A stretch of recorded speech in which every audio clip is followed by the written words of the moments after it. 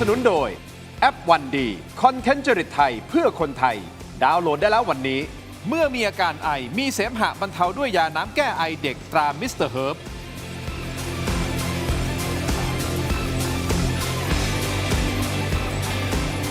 สวัสดีครับต้อนรับทุกท่านเข้าสู่รายการถกไม่เถียงครับคุณผู้ชมครับประเด็นที่ผมจะถกวันนี้คุณผู้ชมเชื่อไหมฮะเป็นประเด็นที่ก่อนหน้านี้เราคุยกันถกกันค่อนข้างที่จะเยอะนะฮะแต่ผ่านมาเกือบ3 เดือนแล้วนะฮะที่เราไม่ได้พูดถึงประเด็นนี้เลยก็คือกรณีความขัดแย้งระหว่างสหรัฐอเมริกากับอิหร่านร้อนแรงขึ้นเหลือเกินเผลอไปแป๊บเดียวมันพลิกผันรุนแรงและยกระดับสู่สงครามเต็มรูปแบบแล้วนะฮะต้องใช้คำนี้ละเดี๋ย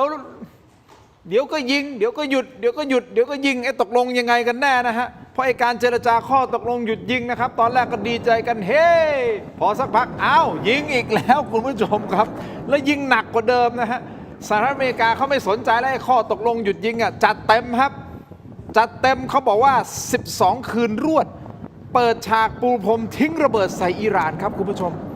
ซึ่งเป้าหมายรอบนี้นะฮะทางสหรัฐไม่ใช่แค่โจมตีไปที่ฐานทัพทหารนะฮะแต่โดนัลด์ทรัมป์ประธานาธิบดีของสหรัฐสั่งให้ถล่มลามไปถึงโครงสร้างพื้นฐานของพลเรือนไม่ว่าจะเป็นทั้งสะพานโรงไฟฟ้านิวเคลียร์โรงผลิตน้ำจืดนะฮะเรียกได้ว่ากะจะเอาประเทศอิหร่านนั้นฟรีซเลยฮะไปต่อไม่ได้ประชาชนเดือดร้อนกันทั่วหน้าอีกเรื่องหนึ่งคุณผู้ชมครับคืออิหร่านเขาไม่หยุดนิ่งเขาแค้นฮะแค้นแล้วเขาก็เลยจัดหนักครับโดรนและขีปนาวุธความเร็วเหนือแสงไปถล่มฐานทัพอเมริกาในตะวันออกกลางหลายที่จนตอนนี้นะครับยอดผู้เสียชีวิตที่เป็นทหารอเมริกันเนี่ยสะสมไปแล้ว18 นายบาดเจ็บกว่าอีก500 นายครับสถานการณ์ยิ่งดุเดือดขึ้นไปอีกเมื่อโดนัลด์ทรัมป์ประกาศจะเข้าไปยึดช่องแคบฮอร์มุสแล้วไปเก็บค่าผ่านทางเรือสินค้าต่างๆ 20% เอ้าเจอแบบนี้อิหร่านและพันธมิตรอย่างกลุ่มฮูตีที่เยเมน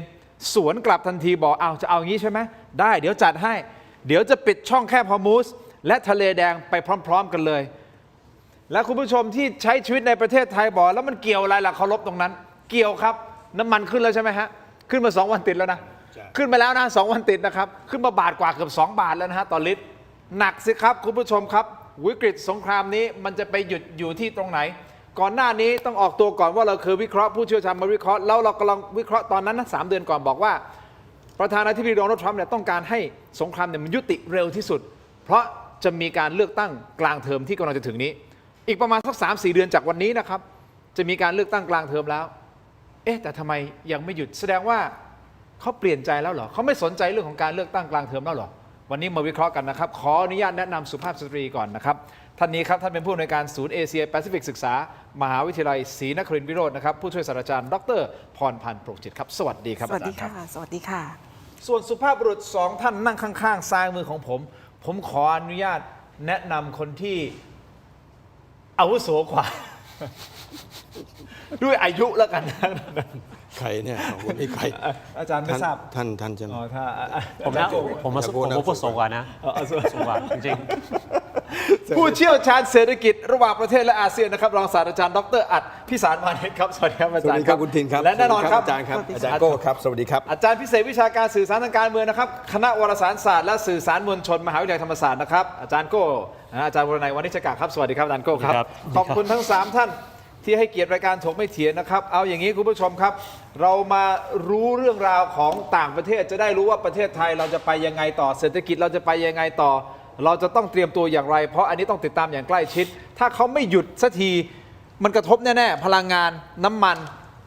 เราต้องใช้ชีวิตหนักยิ่งขึ้นนะฮะต้นทุนการใช้ชีวิตของเราก็จะเพิ่มขึ้นนะครับเอาอย่างเอาประเด็นแรกก่อนอาจารย์โก้ MOU ที่เขาบอกว่าหยุดยิงที่คุยกันดิบดีแล้วอยู่ดีๆทำไมกลับมาห้ามหันกันอาจารย์ก็พอมีการวิเคราะห์ไหมครับว่าทำไมโดนัลด์ทรัมป์ถึงสุดท้ายเนี่ยประกาศจัดเต็มทั้งที่เลือกตั้งกลางเทอมกำลังจะมา ปัญหาคือการตีความ MOU ไม่เหมือนกันนะครับมันจะมีข้อหนึ่งใน MOU ข้อที่4ข้อที่5ผมจำไม่ได้แต่เกี่ยวกับว่าจะบริหารจัดการช่องแคบออร์มุสยังไงในช่วงเวลาหยุดยิง60 วันนะครับทีนี้ในข้อนั้นเนี่ยมันมี2ประโยคที่ตีความได้ไป2ทางประโยคหนึ่งนะครับเขียนว่าให้อิหร่านกับโอมานนั้นเจรจาว่าจะบริหารยังไง ตรงนี้อิหร่านก็ตีความว่าขึ้นอยู่กับเราว่าจะบริหารยังไง แต่ก็มีอีกบรรทัดหนึ่งที่เขียนว่าให้เจรจาแล้วก็ตกลงการบริหารแต่ยึดมั่นในกฎกติกาของโลกเสรี เพราะฉะนั้นไอ้ตรงเนี้ยทางสหรัฐก็ตีความไปอีกทางหนึ่ง สิ่งที่สหรัฐตีความไปก็คือว่าบริหารจัดการยังไงก็แล้วแต่ช่องแคบ ฮะ เปิดเสรี ฮะ เรือทุกลำผ่านได้ ฮะ แต่อิหร่านก็ตีความไปว่าอ้าวใน MOU เขียนว่าให้เรากับโอมานบริหารไม่ใช่เหรอเพราะฉะนั้นเรามีสิทธิ์ที่จะบริหารถูกต้องเรือผ่านได้แต่จะไปเลนไหนจะไปตอนไหนต้องอยู่ภายใต้การดูแลของอิหร่าน นี่คือการตีความไม่เหมือนกัน เพราะฉะนั้นสิ่งที่เกิดขึ้นก็คือมีเรือลำหนึ่งพยายามจะแล่นออกมาอิหร่านก็บอกว่าแล่นเลนนี้ไม่ได้นะ ให้มาแล่นเลนนี้เรือลำนั้นไม่ฟังอิหร่านก็เลยยิงใส่ ก็เลยเป็นจุดเริ่มต้นของการยิงกันไปยิงกันมาจนถึงวันนี้ ตีความไม่เหมือนกัน อาจจะเป็นเพราะว่าเร่งรีบทำ MOU เนี่ยกำลังจะถามไง ถ้าจะตีความทำไมไม่คุยกันให้มันรู้เรื่องก่อนว่า MOU นึกออกปะขนาดเวลาคนจะหย่ากันเขายังคุยกันรู้เรื่องว่าแบ่งทรัพย์สินกันยังไง อันนี้คือ คือข้อสันนิษฐานก็คือว่าโดนัลด์ทรัมป์เนื่องจากเราโลกทั้งโลกเชื่อว่าต้องการที่จะยุติและยุติอย่างรวดเร็ว อาจจะเร่งรีบการเขียน MOU อันนี้เร่งรีบเกินไป โดยมีช่องโหว่อยู่ในนั้น และนะครับคือเราก็คุยกันเยอะแล้วว่าทางฝั่งสหรัฐกับอิสราเอลเนี่ยทรัมป์ต้องการที่จะยุติแต่เนทันยาฮูโจทย์ไม่เหมือนทรัมป์โจทย์ของทรัมป์ก็คือประชาชนชาวอเมริกาไม่ต้องการสงครามพรรคการเมืองเดโมแครตไม่ต้องการสงครามแม้กระทั่งพรรครีพับลิกันยิ่งดูท่าทีไม่ต้องการเข้าไปใหญ่นับวันเพราะว่าทรัมป์ยื่นขออนุมัติงบประมาณทางทหารเพิ่มทีไรรัฐสภาซึ่งตอนนี้รีพับลิกันคุมอยู่ก็ไม่อนุญาตอยู่ดีเพราะฉะนั้นทางฝั่งนั้นเขาไม่ต้องการแต่ฝั่งเนทันยาฮูนี่ไม่เหมือนกันนะครับพรรคร่วมรัฐบาลเขามีพรรคพลังยิวพรรคศาสนาไซโอนิสต์ซึ่งทั้งสองพรรคเนี่ยสุดโต่งทั้งนั้นโจทย์ของเขาคือไม่ใช่แค่ต้องการสงครามแต่ต้องการรบให้ถึงสิ้นสุดหมายความว่ายังไงไม่ได้หมายความว่าอิหร่านจะต้องล่มสลายแต่หมายความว่าสำหรับอิสราเอลแล้วภาคใต้ของเลบานอนเขาต้องยึดไว้ต้องเป็นของเขาต้องเอาเป็นกันชนระหว่างอิสราเอลกับกลุ่มติดอาวุธเฮซบอลละนั่นคือความแตกแยกระหว่างทั้งสองฝ่ายสหรัฐต้องการหยุดอิสราเอลไม่ต้องการหยุดแต่อิหร่านเรายังไม่ค่อยวิเคราะห์กันว่าในอิหร่านเนี่ยเขาเสียงเดียวหรือเขาต้องการอะไรเดี๋ยวจะถามอาจารย์พรพันธ์ด้วยส่งไปนั้นเลยหรือว่าให้ผมพูดก่อนอย่างนี้อาจารย์นี่คือป่วยเป็นน้ำจิ้มก่อนป่วยเป็นน้ำจิ้มก่อนเพราะจริงๆผมอยากถามอาจารย์พรพันธ์อาจารย์พรพันธ์ยังมีการติดต่อประสานงานกับเพื่อนๆที่อยู่ที่อิหร่านเหมือนกันฮะสถานการณ์ล่าสุดเป็นยังไงเดี๋ยวได้ถามกันแต่ผมขออนุญาตแวะไปที่อาจารย์อัดนิดเดียวสั้นๆอาจารย์อัดติดตามสถานการณ์แบบนี้นี่คือเขาทำให้ทั่วโลกป่วนนะมีหลายคนเขาบอกว่านี่ไงวุ่นวายสุดท้ายเดือดร้อนทั้งโลกก็เพราะคน2 คนไม่กี่คนเนี่ยอาจารย์มันผลเศรษฐกิจทางเศรษฐกิจนี่คือผมว่าวันนี้มันมีคำถามว่าแล้วสงครามรอบใหม่เนี่ยจะจบยังไงผมคิดว่ายิ่งจบยากมากเพราะว่าผมคิดว่าเขาได้ประโยชน์เมื่อกี้คุณดินโปรยว่าเขาไม่กังวลเรื่องของการเลือกตั้งกลางเทอมเลยผมคิดว่าเขาไม่กังวลเพราะเป็นรอบสุดท้ายของเขาแล้วไงอีก2 ปีเขาก็ไม่กลับมาอยู่แล้วเพราะนั้นสิ่งที่เขาป่วนขนาดนี้เนี่ยเขาได้ประโยชน์และก็นักธุรกิจที่อยู่ในกลุ่มของเขาได้ประโยชน์น้ำมันสูงขึ้นเขาได้ประโยชน์ราคาทองคำสูงขึ้นเขาได้ประโยชน์เพราะนั้นผมคิดว่าทั้งหลายทั้งปวงมันเป็นเกมทั้งหมดเลยโดยมองเศรษฐกิจของตัวเองในกระเป๋าตัวเองเป็นหลักมากกว่ากำลังจะบอกเลยมองกระเป๋าตัวเองมากกว่าเศรษฐกิจโดยรวมของโลกถามว่าแล้วคนอเมริกาเรตติ้งของทรัมป์นี่ตกใช่แต่ทรัมป์จะไปสนใจทำไมมีหลายรัฐที่ทรัมป์ก็ยังมีคะแนนเสียงดีใช่เขาก็ไปสนใจแล้วก็เป็นรอบสุดท้ายของเขาผมกลับไปที่เสริมอาจารย์โก้และท่านอาจารย์ที่จะพูดต่อไปก็คือว่าผมคิดว่าวิธีการสงครามรอบนี้เนี่ยวิธีการที่ได้มาของ MOU เนี่ยมันไม่ถูกต้องคือมันเริ่มต้นจากการที่เป็น MOU เนี่ยมันก็เป็นจุดอ่อนอยู่แล้ว MOU เป็นจุดอ่อนอยู่แล้วเพราะว่าการที่มี MOU เนี่ยอิหร่านจะต้องไปขออำนาจฉันทามติอนุมัติจากรัฐสภาแล้วก็สิ่งที่ใน14 ข้อ MOU ของที่ทำกันเนี่ยสหรัฐกับอิหร่านเนี่ยโดนัลด์ทรัมป์เองก็ไม่ได้มีอำนาจบทใน14 ข้อนั้นนะเช่นการคว่ำบาตรเศรษฐกิจของอิหร่านเนี่ยบางต่อโดนัลด์ทรัมป์ทำได้ก็ในส่วนที่เป็น executive order เท่านั้นเองส่วนอื่นๆเนี่ยมันเป็นกฎหมายการฟรีซทรัพย์สินเนี่ยมันเป็นกฎหมายเพราะนั้นต้องไปขอคองเกรสอยู่ดีเพราะนั้นมันจะมี2 ประเด็นก็คือว่า1 วิธีการของ MOU มันก็ผิดเพราะมันหลวมอันที่สองก็คือว่าใน 14 ข้อเนี่ยมันกว้างมากพอมันกว้างมากเนี่ยผมตกลงกับคุณทินกว้างๆผมเข้าใจอีกแบบหนึ่งคุณทินก็เข้าใจอีกแบบหนึ่งแต่วันที่มาคุยกันใน2 ครั้งเนี่ยนะครับที่เมืองลูเซิร์นสวิตเซอร์แลนด์เนี่ยมันก็ตกลงกันไม่ได้ผมมาคุยในรายละเอียดแล้วมาที่กาตาร์ก็ยิ่งตกลงกันไม่ได้ผนวกกับการที่ผมคิดว่าในต้นเดือนของกรกฎาเนี่ยมีการแห่ศพของอาญาตนเลาะอาดรีคาเมเนอีเนี่ยถ้าผมจำไม่ผิดน่าจะเป็นวันที่ 6 กรกฎาคม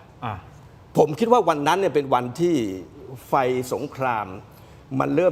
มันจุดติดของคนในอิหร่านขึ้นนะมันฮึกเหิมขึ้นถ้าคุณจินจำได้วันที่ 6 แห่ศพ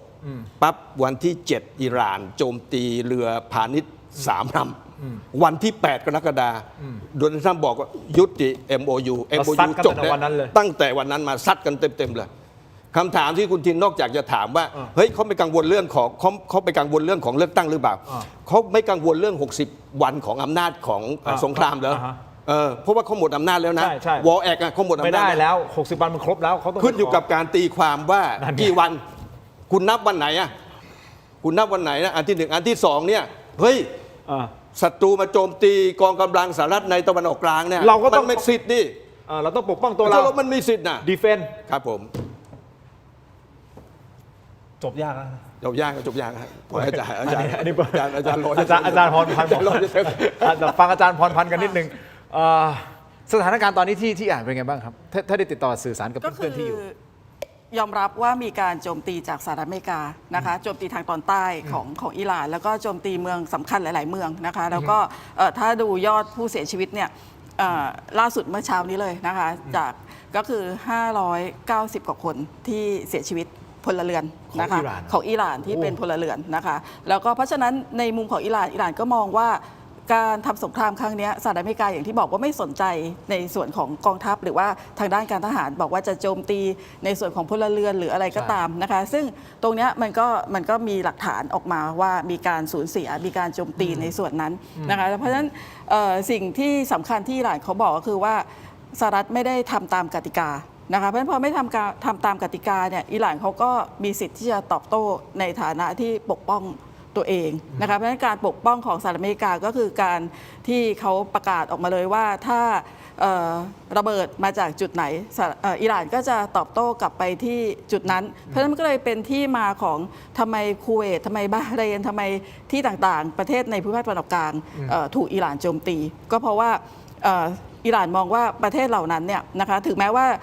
ตัวของแต่ละประเทศไม่ได้เป็นผู้โจมตีแต่ว่าคุณให้สหรัฐอเมริกาใช้พื้นที่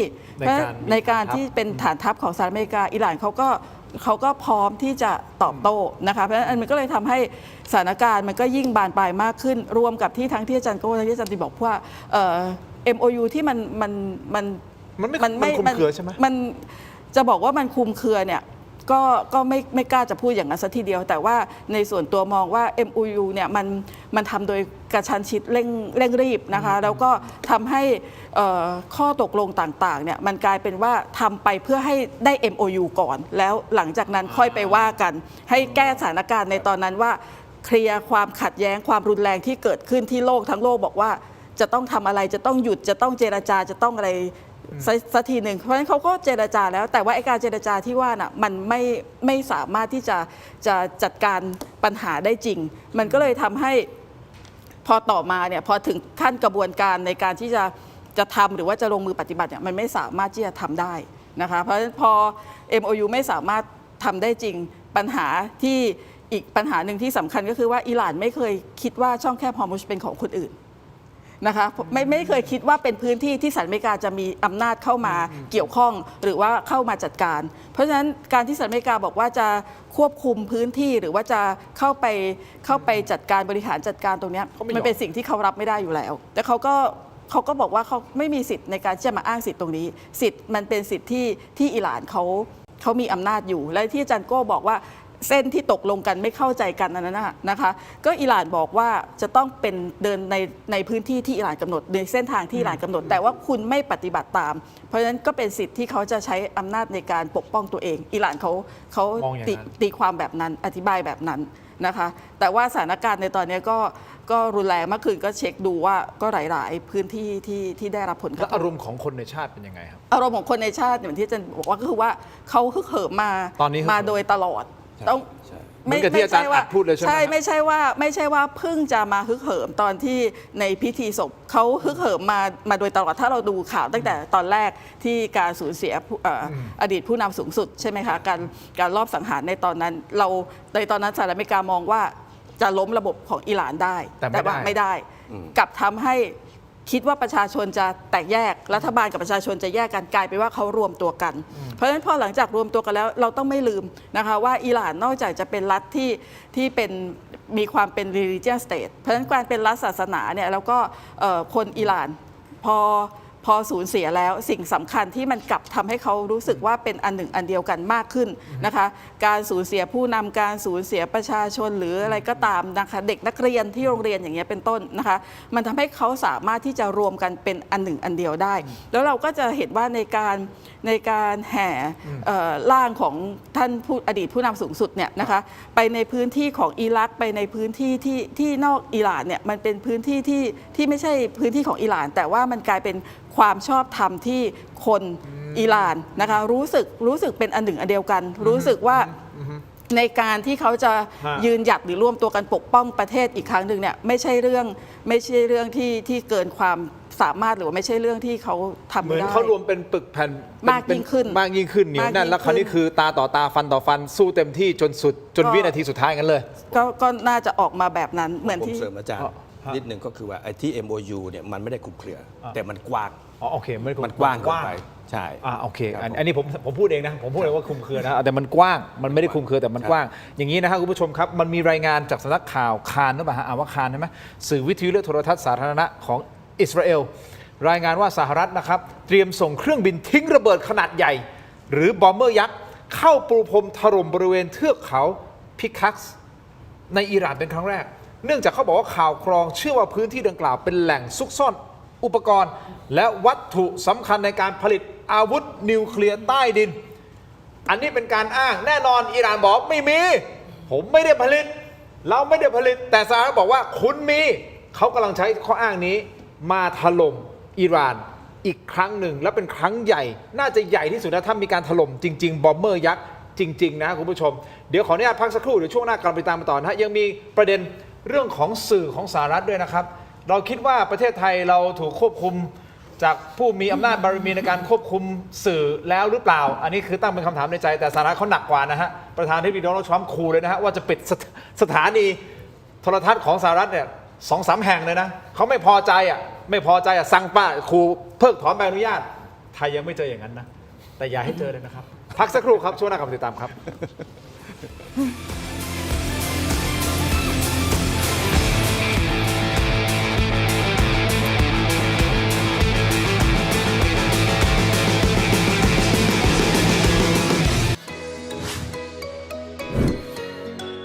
ทุกฝีมือล้วนมีคุณค่า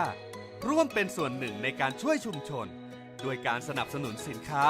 จากศูนย์ส่งเสริมอาชีพคนพิการ ผ่านกระบวนการตัดเย็บที่ได้มาตรฐาน พิถีพิถันในทุกขั้นตอนผ้าคละลาย มีเอกลักษณ์เฉพาะตัว ไม่ซ้ำใคร สนใจสินค้าสั่งซื้อได้ที่ เว็บไซต์และแอปพลิเคชัน Thailand Postmart ตัวท็อปใกล้ๆส่งให้ถึงมือ ทำไมกลิ่นเหม็นอย่างนี้เนี่ย กลิ่นเหม็นแบบนี้ต้องจัดการด้วย Apps Urinol Apps Urinol ดับกลิ่นโถปัสสาวะเพื่อรสนิยมและภาพลักษณ์ที่ดีให้ห้องน้ำของคุณ ส่งตรงจากสวนเพชรบุรีถึงบ้านคุณ กับกล้วยหอมทองเกรดพรีเมียมระดับส่งออกมาตรฐาน GI ผลใหญ่เปลือกบาง กลิ่นหอมเป็นเอกลักษณ์สนใจสินค้าสั่งซื้อได้ที่เว็บไซต์และแอปพลิเคชัน Thailand Postmart ตัวท็อปใกล้ๆส่งให้ถึงมือส่งอยากทานแหนมเนืองไม่ต้องไปถึงถิ่น Thailand Postmart พร้อมเสิร์ฟแหนมเนืองตัวท็อป2แบรนด์ดังการันตียอดขายส่งตรงถึงบ้านคุณ แดงแหนมเนืองจากจังหวัดหนองคาย และวีทีแหนมเนืองจากจังหวัดอุดรธานี คัดสรรสินค้าตัวท็อปพร้อมเสิร์ฟความอร่อยสดใหม่ สนใจสินค้าสั่งซื้อได้ที่เว็บไซต์และแอปพลิเคชัน Thailand Postmart ตัวท็อปใกล้ๆส่งให้ถึงมือ อยากทานแหนมเนืองไม่ต้องไปถึงถิ่น Thailand Postmart พร้อมเสิร์ฟแหนมเนืองตัวท็อป 2 แบรนด์ดัง การันตียอดขายส่งตรงถึงบ้านคุณ แดงแหนมเนืองจากจังหวัดหนองคาย และวีทีแหนมเนืองจากจังหวัดอุดรธานี คัดสรรสินค้าตัวท็อปพร้อมเสิร์ฟความอร่อยสดใหม่ สนใจสินค้าสั่งซื้อได้ที่เว็บไซต์และแอปพลิเคชัน Thailand Postmart ตัวท็อปใกล้ๆส่งให้ถึงมือ ดีขนาดนี้อย่ารอช้า สายเกม สายลงทุน สาย AI สายเทคต้องไม่พลาด ลดราคาพิเศษให้ทันที 2,000 บาท BrainTech Tri Screen จอเสริมอัจฉริยะ เปลี่ยนโน้ตบุ๊กธรรมดาให้ทำงานพร้อมกันได้ถึง 4 จอ ดีไซน์พับเก็บง่าย พกพาสะดวก สนับสนุนโดยผลิตภัณฑ์ตราทิพรสแค่มีทิพรสก็อร่อยครบรส แก้ลมวิงเวียน ยาหอมเม็ดซองแดง เวชพงศ์โอสถหาซื้อได้ตามร้านขายยาทั่วไป กลับมากันต่อนะครับคุณผู้ชมครับอยู่กับอาจารย์โก้อาจารย์อัดและอาจารย์พรพันธ์นะครับมาพูดคุยกันต่อนะฮะรายงานข่าวจากสำนักข่าวของอิสราเอลนะบอกว่าสหรัฐเตรียมที่จะส่งบอมเมอร์ยักษ์เข้าไปปรูพรมถล่มบริเวณเทือกเขาเขาเรียกเทือกเขาพิคักส์ในอิหร่านเป็นครั้งแรกเขาบอกว่าข่าวกรองของเขาเนี่ยเฮ้ยคุณมีพัฒนาอาวุธนิวเคลียร์อยู่ในเทือกเขานี้ไงเราเรื่องถล่มแต่อิหร่านบอกเฮ้ยไม่มีคุณจะมาถล่มทำไมแต่ถ้าสมมติเกิดถล่มจริงอาจารย์โก้นี่จะเป็นการถล่มที่ครั้งที่ใหญ่ที่สุดตั้งแต่มีความขัดแย้งมาใช่หรือไม่ อันนี้ฟังหูไว้หูแล้วกันว่าเราจะเชื่อฝั่งไหนนะครับแต่อันนี้ก็ โอเค แค่ โอเค อยากขออนุญาตแชร์ข้อมูลจากฝั่งตะวันตกแล้วกันนะครับ เชื่อไม่เชื่ออีกเรื่องหนึ่งนั่นก็คือเทือกเขาพิคักส์เนี่ยมันก็อยู่ในแนวเดียวกับเขาซากอสนะครับที่ผมเคยอธิบายว่านี่คือป้อมปราการขนาดยักษ์ของอิหร่าน ใครจะเข้ามาต้องผ่านป้อมปราการอันนี้ ซึ่งนะครับตามข่าวกรองของตะวันตกก็คือข้างในเทือกเขาเนี่ยก็จะเป็นฐานทัพเป็นอาวุธ แล้วก็มีสถานที่วิจัยผลิตนิวเคลียร์ด้วย แล้วก็ซึ่งห่างจากเทือกเขาพิคักส์นั้นประมาณสัก 2.5 กิโล 3 กิโลเนี่ยก็จะเป็นโรงงานผลิตแร่ยูเรเนียมนะครับเพราะฉะนั้นมันก็เชื่อมโยงต่อกันในโครงการผลิตนิวเคลียร์ของอิหร่าน เพราะฉะนั้นถ้าเชื่อว่าอันนี้เป็นจริงนะครับอันนี้ก็จะเป็นการสเต็ปอัพก้าวไปข้างหน้าอันสำคัญมากระหว่างสำหรับสหรัฐกับอิสราเอลที่จะทำลายศักยภาพในการผลิตนิวเคลียร์ของอิหร่านแต่ทั้งนี้ทั้งนั้นณตอนนี้ก็เป็นแค่วาจาเป็นแค่คำพูดเรายังไม่รู้ว่าจะทำจริงหรือไม่แต่ถ้าทำจริงนี่คือเรื่องใหญ่ถ้าทำจริงก็คือว่าคุณก็จะต้องใช้ระเบิดที่มันเจาะสว่านเข้าไปในภูเขาเพราะว่ามันจะอยู่ข้างในภูเขาอย่างที่ผมเคยอธิบายในรายการนี้ทุกสิ่งทุกอย่างอยู่ข้างในภูเขาหมดอยู่ข้างในภูเขาหมดเพราะฉะนั้นยากมากถามว่าเขามีเทคโนโลยีที่จะทิ้งระเบิดที่เป็นควงสว่านเจาะเข้าไปได้ไหมเขามีเทคโนโลยีนั้นแต่เราก็ไม่รู้ว่ามันจะมีศักยภาพมากน้อยขนาดไหนนะครับแต่ขออนุญาตแชร์เพิ่มอีกนิดนึงนะครับถ้าพูดถึงภายในอิหร่านอารมณ์ก็เป็นยังไงนะครับคือในช่วงงานศพของอดีตผู้นำท่านอายาตอละทางจิตวิญญาณเนี่ยนะครับก็คือท่านผู้นำคนใหม่มจบานะครับซึ่งจนบัดนี้ยังไม่ปรากฏตัวเลยท่านยังไม่ปรากฏตัวใช่ไหมยังไม่ปรากฏตัวเลยยังไม่ปรากฏตัวแต่ไม่เป็นไรนะครับในงานศพนั้นก็มีการอ่านแถลงของมจบานะครับการแถลงนั้นมีประโยคที่พูดว่าการล้างแค้นเป็นความต้องการของประชาชนและจะเกิดขึ้นแน่นอนล้างแค้นให้กับเลือดของผู้นำและผู้ที่พลีชีพทุกคนอีกประโยคหนึ่งเราต้องจัดการกับอาชญากรผู้เสื่อมเกียรตินั่นก็คือทั้งทรัมป์และเนทันยาฮูอีกประโยคหนึ่งผู้ที่รักเสรีทั่วโลกจะร่วมด้วยนะครับอันนี้ก็คือมอจบาสและก็มีคำพูดจากอาลีโคเมนีอาลีโคเมนีเป็นหลานของอายาโตลลาห์คนแรกเลยไม่ได้มีตำแหน่งทางการเมืองแต่ว่ามีศักดิ์เป็นหลานเพราะฉะนั้นสำคัญเขาพูดว่าหากใครไปเจรจาหลังจากนี้ถือว่าเป็นผู้ทรยศเพราะฉะนั้นนี่คืออารมณ์ภายในประเทศอิหร่านและนี่คือคำพูดของผู้นำของอิหร่านทั้งผู้นำทางจิตวิญญาณทั้งผู้นำต่างๆนั้นและนอกเหนือจากนั้นนะครับที่สำคัญที่เราควรจะเข้าใจก็คือว่าอิหร่านเนี่ยก็ไม่ใช่เสียงเดียวกันไปหมดนะครับก็จะมีฝั่งพลเรือนประธานาธิบดีเซบาสเตียนเนี่ยฝั่งนี้ต้องการเจรจาฝั่งนี้ต้องการยุติแต่ก็จะมีฝั่งกองทัพซึ่งไม่ต้องการที่จะยุติอย่างเช่นป ประธานสภารัฐสภาการิบอฟเนี่ยเขาเป็นอดีตผู้บังคับบัญชากองทัพอากาศนะครับเขาไม่เชื่อทรัมป์เขาไม่ไว้ใจทรัมป์เขาตั้งคำถามว่าไอ้เงินกองทุน300,000 ล้านใน MOU เนี่ยที่คุณบอกว่าจะตั้งเนี่ยเอาเงินมาจากไหนไม่มีใครตอบได้เอาเงินมาจากไหนไอ้เรื่องคว่ำบาตรไม่คว่ำบาตรเนี่ยคุณจะทำได้จริงหรือไม่จริงเขาไม่เชื่อแล้วก็มีนายพลอีกคนหนึ่งนะครับชื่อว่าฟาเอดีผมจำชื่อไม่ได้ฟาเอดีนะครับเป็นนายพลอาวุโสเขาเคยเป็นอดีตผู้บังคับบัญชากองกำลังกุดส์กุดส์นี่ก็คือคล้ายๆ CIA แต่เป็นของอิหร่านและมีความแน่นแฟ้นอย่างมากกับทั้งเอสโบลาในเลบานอนฮามาสในปาเลสไตน์และก็ฮุตตี้ในเยเมนนะครับเพราะฉะนั้นนี่คือฝั่งที่ไม่ไว้ใจทรัมป์ไม่เชื่อใจทรัมป์เพราะฉะนั้นเลือกที่จะสู้รบกันต่อไปจนกระทั่งมีท่าทีว่าทางฝั่งสหรัฐนั้นมีความยอมอย่างแท้จริงณตอนนี้เขายังไม่เชื่อว่าจะยอมอย่างแท้จริงและณตอนนี้ฝั่งกองทัพถ้าถามผมนะเป็นผู้ตัดสินใจอาจารย์พรพันธ์เสริมนิดนึงก่อนที่จะไปที่อาจารย์อัดนะครับแสดงว่าณตอนนี้อารมณ์ของคนก็คือลุยแหละถูกไหมฮะลุยก็คือและไม่ยอมนะเจรจาไม่มีการเจรจาแล้วเพราะว่าประโยคที่อาจารย์โก้อ่านเป็นคำแถลงของท่านมุสบาคือไม่มีการเจรจาอิหร่านไม่เคยเชื่อสหรัฐอเมริกามาโดยตลอดอยู่แล้ว ตั้งแต่ทั้งก่อนหน้านี้ทั้งในตอน MOU แล้วก็จนถึงปัจจุบันก็คือไม่เคยไว้ใจไม่เคยเชื่อนะคะอันที่สองที่อาจารย์โก้พูดถึงอารมณ์ความรู้สึกของประชาชนนะคะคือตอนนี้คนอิหร่านอารมณ์เขาเป็นอันหนึ่งอันเดียวกันแหละในความสูญเสียกับการรู้สึกที่จะต้องปกป้องประเทศเพราะฉะนั้นมันไม่มีจุดหรือว่าตรงไหนที่บอกว่าจะต้องกังวลหรือว่าเขาไม่ต้องกังวลกับการที่จะต้องถูกคว่ำบาตรเพราะเขาถูกคว่ำบาตรมา40 กว่าปีเขาไม่เดือดร้อนตรงนี้อยู่แล้วนะคะเพราะฉะนั้นถามว่าคว่ำบาตรไปแล้วเขาจะ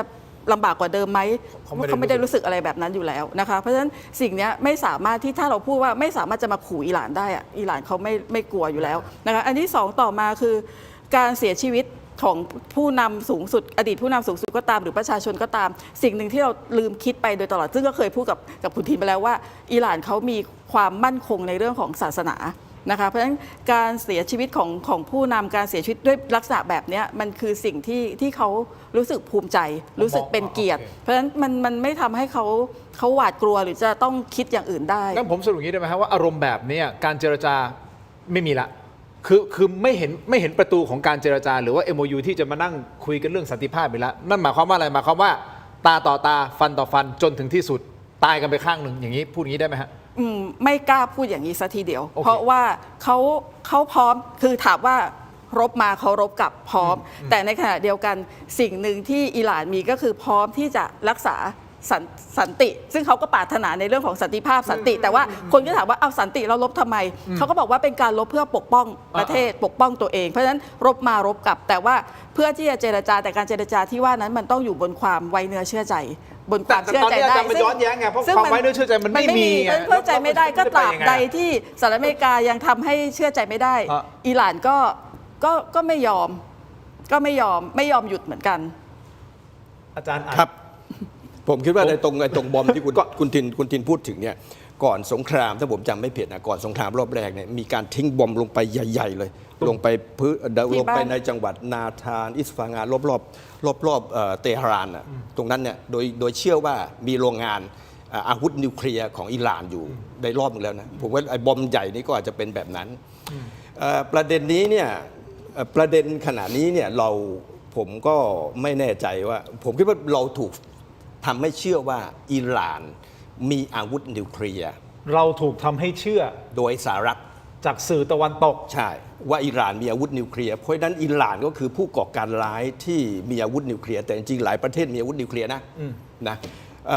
ซึ่งจริงๆแล้วถ้าโดนัลด์ทรัมป์เองสหรัฐเองเนี่ยอยากจะให้เขาไม่มีอาวุธนิวเคลียร์เนี่ยมันมีข้อตกลงอยู่ก่อนหน้านี้อยู่แล้วเพียงแต่พอโดนัลด์ทรัมป์ในรอบแรกเข้ามาเนี่ยใน2018เนี่ยถอนตัวออกมาจากข้อตกลงดังนั้นในนั้นก็มีจีนมียุโรปอยู่นะครับผมกำลังบอกว่าขณะนี้เนี่ยประเด็นทั้งอาวุธนิวเคลียร์ประเด็นทั้งฮอร์มุซเดี๋ยวจะลามไปในทะเลแดง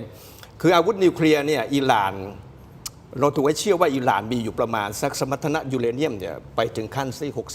60%ซึ่งมีประมาณสัก400 กิโลถ้าถูกขยับไปพัฒนาอีกนิดนึงก็จะกลายเป็นอาวุธนิวเคลียร์ ซึ่งอันเนี้ยไม่มีใครพิสูจน์ได้ชัดว่าใช่หรือเปล่า หรือจริง ๆ อิหร่านก็มีจริง ๆ แล้วก็เป็นไม้เด็ดสุดท้ายที่ออกมาถล่มก็เป็นไปได้ ก็เป็นได้ ก็เป็นไปได้ ผมคิดว่ารอบใหม่ที่สงครามที่สู้กันรอบเนี้ยมันก็เป็นประเด็นที่อยู่ใน 14 ข้อ หลักๆ ก็น่าจะเป็นเรื่องของถ้าหลักๆเลยนะถ้าให้ผมไล่เรียงเนี่ยก็น่าจะเป็นเรื่องของฮอร์มุซแต่รอบที่แล้วเป็นฮอร์มุซล้วนๆแต่รอบนี้จะเป็นฮอร์มุซกับช่องแคบบัฟเอลมันเดฟด้วย ทะเลแดงอะไรพวกนี้อีก หนักกว่าเดิมอีกช่องแคบฮอร์มุซเนี่ยเรานำเข้าน้ำมันจากช่องแคบฮอร์มุซเนี่ย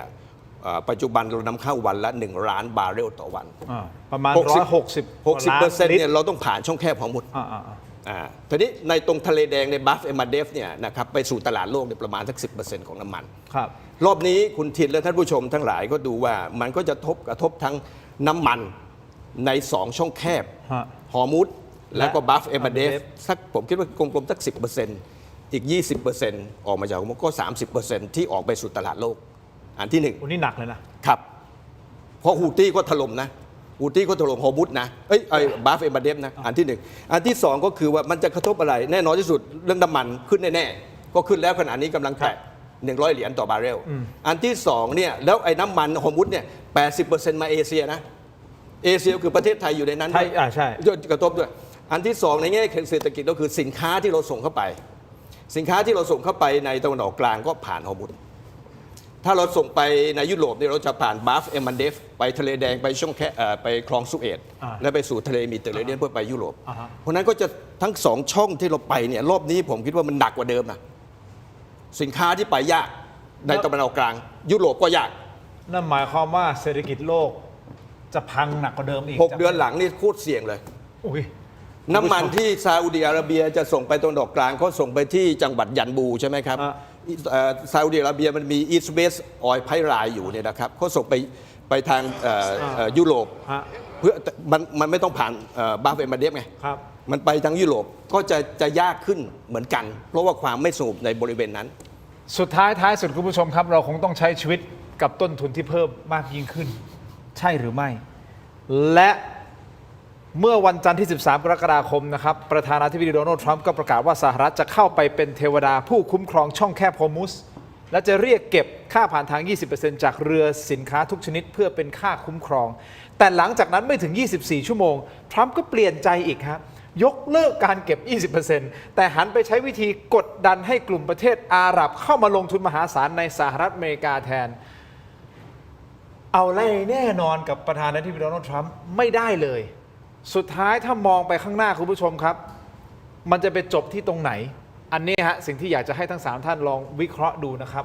เราจะต้องอยู่กับสถานการณ์แบบนี้อีกนานแค่ไหนผลกระทบเป็นอย่างไรและนอกเหนือจากนั้นนะครับการควบคุมสื่อของสหรัฐโดยประธานาธิบดีโดนัลด์ทรัมป์เนี่ยเข้ามาแทรกแซง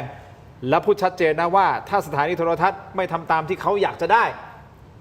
จะถอนใบอนุญาตเลยนะฮะพักสักครู่ครับช่วงหน้ากลับมาติดตามครับ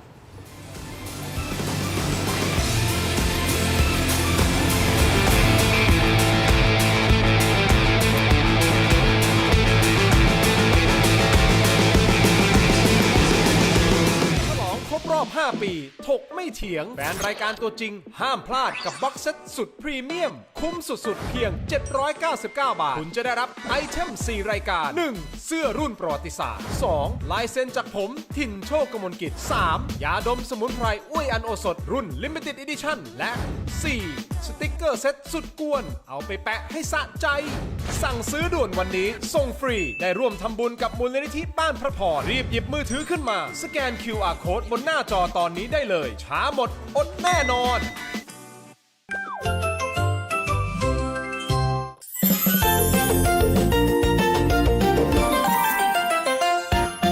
นิทานเรื่องคิดดีกับเครื่องยนต์ร่างกายเช้านี้คิดดีออกไปวิ่งเล่นแต่เขากลับเหนื่อยง่ายและปวดท้องเพราะถ่ายไม่ออกเมื่อถึงเวลาอาหารกลางวันคุณแม่จัดเมนูข้าวผัดหมูผัก3 สีแม่ครับคิดดีไม่อยากกินผัก คิดดีจะกินแต่หมูกับข้าว จะได้มีแรงวิ่ง คุณแม่มานั่งข้างๆ พร้อมกับหยิบรถของเล่นคันโปรดของคิดดีขึ้นมา คิดดีร่างกายเราก็เหมือนรถคันนี้นะจ๊ะ หมูหรือแป้งช่วยให้รถวิ่งได้ แต่ผักคือน้ำมันหล่อลื่นที่ทำให้เครื่องยนต์สะอาดนะ ถ้าเครื่องยนต์สะอาดคิดดีก็จะวิ่งได้นานไม่เหนื่อยง่าย และผักจะช่วยกวาดพุงให้ถ่ายง่ายไม่ปวดท้องด้วยนะ คิดดีนิ่งฟังและเริ่มคิดตาม เขาเริ่มเข้าใจว่าร่างกายต้องการผักไปช่วยดูแลระบบข้างใน ผักนี่จะไปช่วยให้คิดดีวิ่งเร็วใช่ไหมครับแม่ ใช่แล้วจ้าลองดูสิลูก คิดดีมองผักกับเนื้อสลับกัน ก่อนจะตัดสินใจตักผักเข้าปาก เขาตั้งใจเคี้ยวเพื่อให้สารอาหารไปช่วยซ่อมแซมร่างกาย คิดดีเรียนรู้ว่า การกินผักไม่ใช่เรื่องของการถูกบังคับ แต่คือการเลือกสิ่งดีๆ ให้ร่างกายตัวเอง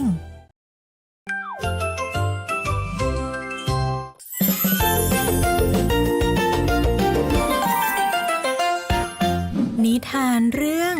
คิดดีกับเครื่องยนต์ร่างกาย เช้านี้คิดดีออกไปวิ่งเล่น แต่เขากลับเหนื่อยง่ายและปวดท้องเพราะถ่ายไม่ออก เมื่อถึงเวลาอาหารกลางวัน คุณแม่จัดเมนูข้าวผัดหมูผัก3 สี แม่ครับ คิดดีไม่อยากกินผัก คิดดีจะกินแต่หมู สนับสนุนโดยอาหารแมวเหมียวเหมียวอร่อย มีประโยชน์ถูกใจเหมียว ประหยัดที่สุดแล้วอะถ้าดูใน กลับมากันต่อนะครับถูกไม่เถียงเนี่ยฮะคุณผู้ชมครับอยู่กับอาจารย์อัดนะฮะอาจารย์โก้อาจารย์พรพันธ์นะครับพูดคุยกันต่อนะครับผมขออนุญาตเบรกจากอิหร่านนิดนึง ครับ เดี๋ยวไปดู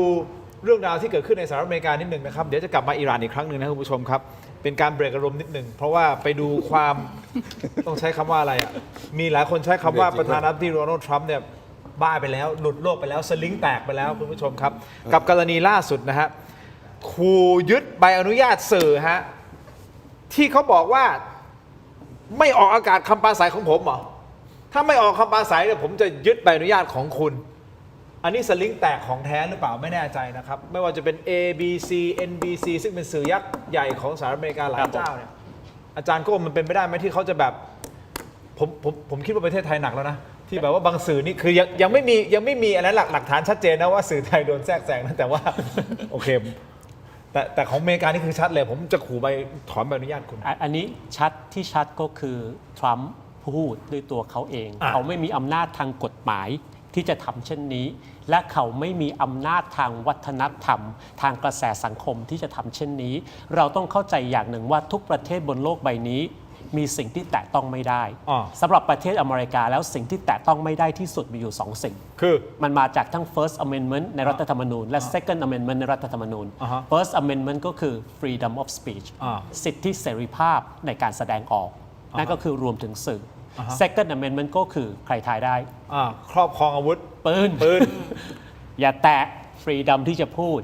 อย่าแตะสิทธิที่จะครองปืนนี่คือสิ่งของคนอเมริกันที่แตะต้องไม่ได้ยังไงก็แตะไม่ได้เขาไม่ให้แตะเขาถือมากยังไงก็แตะไม่ได้เพราะฉะนั้นสิ่งที่ทรัมป์พูดก็คือทรัมป์ is gonna Trump ก็คือพูดไปเรื่อยๆและผมเคยพูดไม่ทราบว่ารายการไหนนะว่าตราบใดที่สงครามนี้ยุติไม่ได้หาทางลงไม่ได้ทรัมป์ก็จะสติแตกเพิ่มเรื่อยๆแล้วก็จะพูดจาแบบนี้ออกมาเพิ่มเรื่อยๆแสดงว่าการถอนใบอนุญาตสื่อจะไม่เกิดขึ้นไม่มีทางครับแต่เห็นเขาบอกทีมงานพยายามจะศึกษาเพื่อที่จะหาช่องทางกฎหมายเพื่อที่จะปิดปากสื่อถอนใบอนุญาตเลยเนี่ยก็ศึกษาไปสิครับทำไม่ได้ครับ มันอยู่ใน first amendment เข้าใจไหมมันไม่ใช่แบบว่า third หรือ fourth หรือ fifth ได้ซ้ำไปมันคือ first amendment นี่แสดงว่ามันก็เป็นเทคนิคของการสื่อสารออกมาของทาโก้ทำ on way chicken out ก็คือขู่ไว้ก่อนโอเคตั้งแต่ทุกอย่างเลยทำขู่ไว้ก่อนไม่ว่าจะเป็นเรื่องของภาษีเรื่องของสหรัฐอิหร่านเรื่องนี้อีกหลายเรื่องขู่หมดเลยขู่แต่ตั้งแต่ขู่แล้วสุดท้ายก็ทำไม่ได้แล้วก็ลงเองขึ้นเองลงเองทุกอย่างผมคิดว่าถ้าเอาข้อมูลจากอาจารย์โก้ก็บอกมันไม่มีทางที่จะไปปิดสื่อได้นะครับมันต้องไปออกเป็นกฎหมายหรือในสภาคองเกรสจะต้องยอมรับอะไรต่างๆไม่ง่ายแต่ว่าทาโก้ไงก็ขู่ไว้ก่อนไง ครูไว้ก่อนก็ได้อะไรล่ะ สมมุติก็ไอ้สื่อพวกนั้นก็จะสงบปากสงบกรรมใช่ไหมเพราะ แต่สื่อเขาไม่สนนะ สื่อยิ่งด่าคุณยิ่งขู่ผมยิ่งสื่อยิ่งไม่สนใจนะของอเมริกามาเสเอาดิมันแลกกันสักหมัดเดยกเว้น Fox News นะ Fox News ที่เขารายงานการปราศัยของทรัมป์แบบเต็มสตรีม Fox News ก็ Republican อยู่แล้ว แต่ถึงแม้ Fox News ก็ยังด่าทรัมป์ด่าเรื่องสงครามอิหร่านเลยนะแต่ว่าสื่อของอิหร่านเองถูกเซ็นทรัลไลซ์หรือควบคุมอยู่ประมาณนึงหรือเปล่าฮะเท่าที่อาจารย์เคยอันนี้คุณผู้ชมบางท่านอาจจะยังไม่ทราบนะแต่พูดตรงนี้เลยอาจารย์พรพันธ์เคยใช้ชีวิตอยู่ที่อิหร่านเนี่ย7 ปีแล้วไปศึกษาอยู่นะโอเคก็สื่ออิหร่านเนี่ยถูกควบคุมอยู่แล้วนะคะถูกควบคุมอยู่แล้วโดยรัฐบาลนะคะซึ่งถามว่ามีสื่อที่เป็นเสรีไหมก็มีแต่ว่าก็จะเป็นสื่อจากภายนอกประเทศนะคะซึ่งสื่อของรัฐบาลเองเนี่ยจะมีทั้งในช่องทีวีของอิหร่านนะคะจะมีทั้งเขาจะจัดหลายรูปแบบมากนะคะแต่ว่าในการนำเสนอข่าวต่างๆเนี่ยนะคะคำว่าถูกควบคุมในที่นี้ก็คือว่าในช่วงก่อนหน้านี้อิหร่านถูกมีปัญหาในเรื่องของสิทธิมนุษยชนสูงนะคะเพราะฉะนั้นก็จะมีการอธิบายที่จะจัดการหรือว่าในการที่จะmanage คนในประเทศยังไงนะคะเพราะฉะนั้นเขาก็เลยจำเป็นจะต้องควบคุมสื่อนะคะแต่พอในช่วงของภาวะสงครามเนี่ยค่ะเราก็เห็นว่าด้วยความเปลี่ยนแปลงอิหร่านก็เหมือนกับที่อื่นๆในโลกอะค่ะก็จะมีอินฟลูเอนเซอร์ต่างๆทั้งหลายนะคะตอนนี้คนเหล่านี้กลายเป็นสื่อแต่ไม่ใช่สื่อที่เป็นการโจมตีรัฐบาลหรือว่าเป็นสื่อที่ถูกควบคุมกับกลายเป็นว่าประชาชนหรืออินฟูต่างๆเหล่านั้นช่วยเป็นสื่อให้กับรัฐบาลอิหร่านในการที่จะบอกสิ่งที่เกิดขึ้นให้กับคนข้างนอกได้รับรู้จากเดิมที่รัฐบาลควบคุมกลัวหรือว่ากังวลใจมันกลายเป็นไม่ใช่แล้วมันกลายเป็นว่าสื่อของรัฐบาลที่รัฐบาลควบคุมก็จะเป็นทีวีที่เสนอไปตามปกตินะคะแต่กลายเป็นสื่อเสรีหรือว่าพวกอินฟูต่างๆเหล่านี้ที่เพราะฉะนั้นถามว่าสื่อของอิหร่านควบคุมไหมก็จะเป็น2 ส่วนก็คือส่วนของรัฐบาลก็ยังควบคุมเหมือนเดิมแต่ว่าอีกส่วนหนึ่งเนี่ยก็เป็นฟรีแล้วก็กลายเป็นสื่อที่คนข้างนอกได้รับรู้เพราะว่าเราไม่ค่อยได้รับข้อมูลจากอิหร่านสักเท่าไหร่นักเราก็เลยไม่ค่อยทราบว่าตกลงในประเทศภายในประเทศเขาเป็นอะไรยังไงจริงๆแต่อาจารย์ต้องมองว่าที่เราไม่ได้รับรู้เพราะว่าอะไรเพราะว่าส่วนหนึ่งเราถูกปิดกั้นในการที่เราจะเลือกรับสื่อไหนที่เป็นหลักโอเคแต่ที่แน่ๆคุณผู้ชมครับเราจะต้องอยู่กับสถานการณ์ที่มันเกิดขึ้นที่ตะวันออกกลางมันกระทบมาไทยแน่นอนต้องอาจารย์มองไปข้างหน้าหน่อยนะฮะเราจะต้องทนอยู่กับน้ำมันที่มันขึ้นลงอย่างนี้ผมประเมินของผมอาจจะผิดก็ได้นะว่าขอสั้นๆว่าอีกประมาณเป็นปีป่ะผมคิดว่าในถึงสิ้นปีเนี่ยดูสถานการณ์แบบนี้เนี่ยจนถึงสิ้นปีนะผมคิดว่ายังไม่เห็นทางทิศทางที่สมมุติว่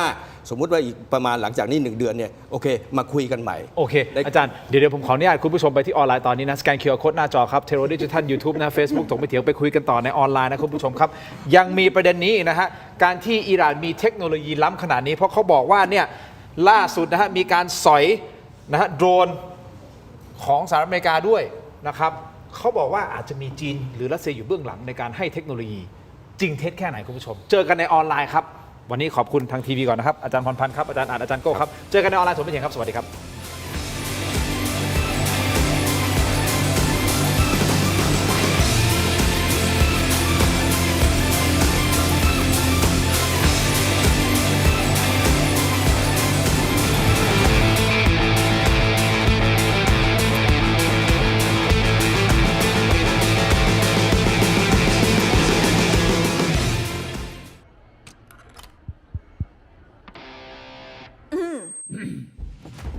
ไมบาซิน OTC รสส้มและรสมะนาว ยาอมบรรเทาอาการเจ็บคอ ช่วยระงับเชื้อในปากและลำคอ จากเกรเตอร์ฟาร์มาตรวจอ่านคำเตือนในฉลากก่อนใช้ยา